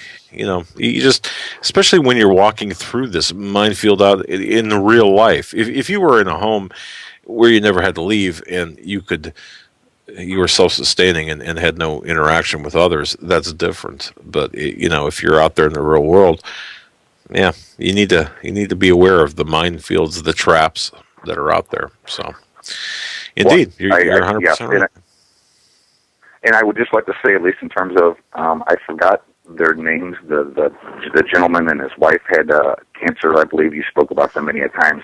And all I can just tell you is this. Lindy. Yeah, Larry and Lindy, we're praying for you. Yes. I can just tell you this. When me and my kids sit down at night and say our prayers, and we say it in the car before we even leave the house and everything, I always think that's a good point to do at that time, to start the day. But my point is that I'll just say this. I have a 6-year-old daughter and a 10-year-old son, and I tell you, I think it's more so of because my 6-year-old daughter always reminds me, Dad, and she'll say a couple more people's names. Hey, we forgot to say a prayer for somebody. And I'm going to tell you something. There's not one person that she did not say a prayer for. Several people at church, the lady had cancer, and just all the different people have gotten better. So I think that's, I'll just say this. That's one person, at least in terms of her son, because I can't imagine looking at my children and having that same feeling, because I would just feel so heartbroken and hurt. So I'll just say that we as listeners out there can stop for a moment and say a prayer, because I think the Lord does answer our prayers, and especially in this time, we can do our part, at least in terms of that. I agree, and I believe the Lord does listen, and it's His will, not ours. But certainly He does listen to our prayers. And thank you so much, and thank your children for us too, for praying, and sir, thank you for raising your children the way you have. My goodness, that's great. I have one more quick point, and I'm not trying to. I just want to get through so we can get at least maybe another caller. I want to say this one other point, which was, you know what, you ask the question every week, usually on Friday, but I've heard it several other times during the week. What have you done to prepare? Okay, right. Well, I'm going to ask you something. I will say this, and this is something that crossed my mind over this past weekend and everything. What have we done to prepare? Well, you know what? I'll ask this question to your audience. What have you done this week? I'd like to say it every day, but I look down in shame when I say this, when I come up with the answer. What have you done to show the love of Christ to somebody this week? Beyond holding the door at Dollar General or something like that, what have you done? And I would pose that question to yourself. Think about it, pray about it, and do something out of the ordinary. Do something out of the ordinary this week to show the love of Christ to somebody else, in whatever fashion it would you come up with. Wow. But pose that question to yourself, because I ask myself that question every day, and I usually look down in shame because I haven't. My neighbor still want me, whoever my neighbor may be. I make sure that I'm fed. Do I make sure they're fed? I make sure I have clothes. Do they have clothes? And you know what? Just please put that question to yourself and ask yourself that, and pick your butt up and pray about it, and see what answer that God would send you and everything in terms to help somebody. But please do something in terms of that. I would ask that question, because you always ask, what have we done to prepare? Well, I would ask that equally question. I think that's a very important question to ask. Excellent. No, you're 100% right.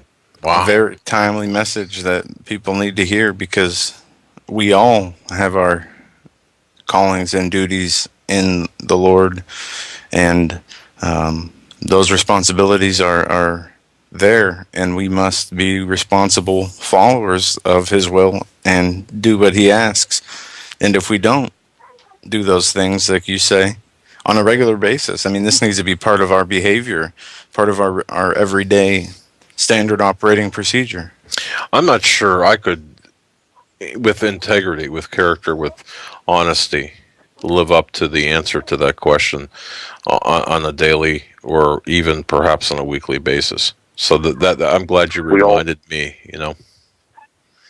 I asked that question last night, and it came to my attention when I was praying with my 10-year-old son. And I said, you know what what am I doing? And I said, son, and then my son looked at me and he looked, and we just kind of looked down in shame, and we just kind of like, we aren't. And then so, just please at least ask that question. Don't allow yourself just to stay stuck in the mud. Pick yourself up by asking that question to yourself, and go out of the way sometime this week. Think of something. You can help somebody out in just the smallest way, but do something besides holding the door open. I mean, that's good, but you know what? Let's do something a little bit extra. And if we keep doing that, I mean, you know, I guarantee you, a lot of your listeners and everything. I remember one gentleman several weeks ago mentioned that he was feeling depressed and overwhelmed and everything. I tell you what, that's God's answer for that. I guarantee you that'll pick you up out of whatever, down feeling that you're feeling and overwhelmed. That I guarantee you that will solve that problem. But I don't want to cut any more time. I'll call in for the next other questions I had to ask another time. But hope you enjoy that Seychelles water bottles and everything. Should be getting them like another day or two. Is this something you sent out a little while ago, or just recently? Just recently. It should have came either today or tomorrow. It was one of the two. It's some water bottles and everything. I happened to get one, the guy at work. But you know what? I guarantee you, at least for an emergency purpose, it'll up to 100 gallons and everything. You could just dip it in the stream water. You can dip it in whatever water you want, and it'll turn out 100%, well, 99.9% clean. So were there survival tabs? What was that? The survival tabs? No. No. Okay. No. This is a 28 ounce bottle. A friend of mine had at work, and what it is probably about one of the most advanced filters you can get. But I guarantee you, when you ask that question every week, well, instead of sending you some money and everything, what I did was I said, you know what? Maybe they probably don't have this. You could take it in the dirtiest water, and I guarantee you, at least you'll have 100 gallons of water always as an emergency. Wow. Well, thank you in advance. Wow. Okay. Yeah.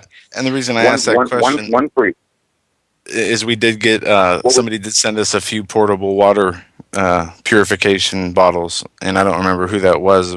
No, that was from that was from a potential sponsor that wanted us to take a look at those. Okay. But no, thank you. We'll be looking for them. In advance. Okay. My goodness. Yeah, I got the one with the radiation one and everything, but I got both of them. But I tell you what, at least in terms of that, well, that's one way to prepare, and I just thought I'd help you guys out that way. But anyway, I'll let you guys go. Maybe I might be able to get another phone call. Okay, thanks, buddy. Appreciate it, Mike. God bless you. Take care. Wow. You too. Bye.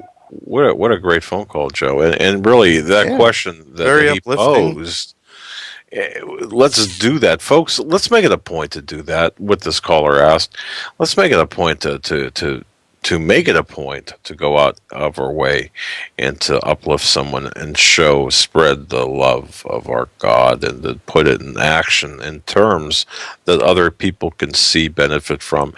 And he's right too. When we get down in a self-defeating mode, I believe this will be the antidote for that as well. Because when you do that, it always helps. Wow, great call. James chapter 4, verse 17 says, "Therefore to him that knoweth to do good, and doeth it not, to him it is sin." You know, I just want to say this, folks. I know that there are people on hold that we don't get to, and it's a frustrating thing every day, but I just want to say this. Our show, when we do take calls, we attempt to allow the callers to talk as long as they feel it's necessary. We'll allow them to talk as long as seconds. It's relevant. And they're on point. And I think the callers that we've had are 100% on point. And were you not uplifted? Were you not given information from that last caller that you could put into practical use? Of course you could. So with that, I just want to say, for those of you who are patiently waiting, look, we will get to you tomorrow or the following day. Not tomorrow. We have I'm sorry. But Yeah, we should one day this week open the phones for at least 2 hours of the show, because there are a lot of people who do call that don't get through, and I do try to get to the new callers. So we'll do this. We'll try on Wednesday as well, as long as no guests are scheduled, we'll try to take calls for a few hours to get those people in there who've been trying to get in touch and can't. And just be on point if you can, and be very concise, and we'll get through as many as we can. We've reached the end of our show for tonight. Don't forget, tomorrow night, 9 p.m., V will be on. And until then, you guys stay safe. God bless each and every one of you. And we'll see you tomorrow. Good night, everyone. Thank you for using Blog Talk Radio. Goodbye.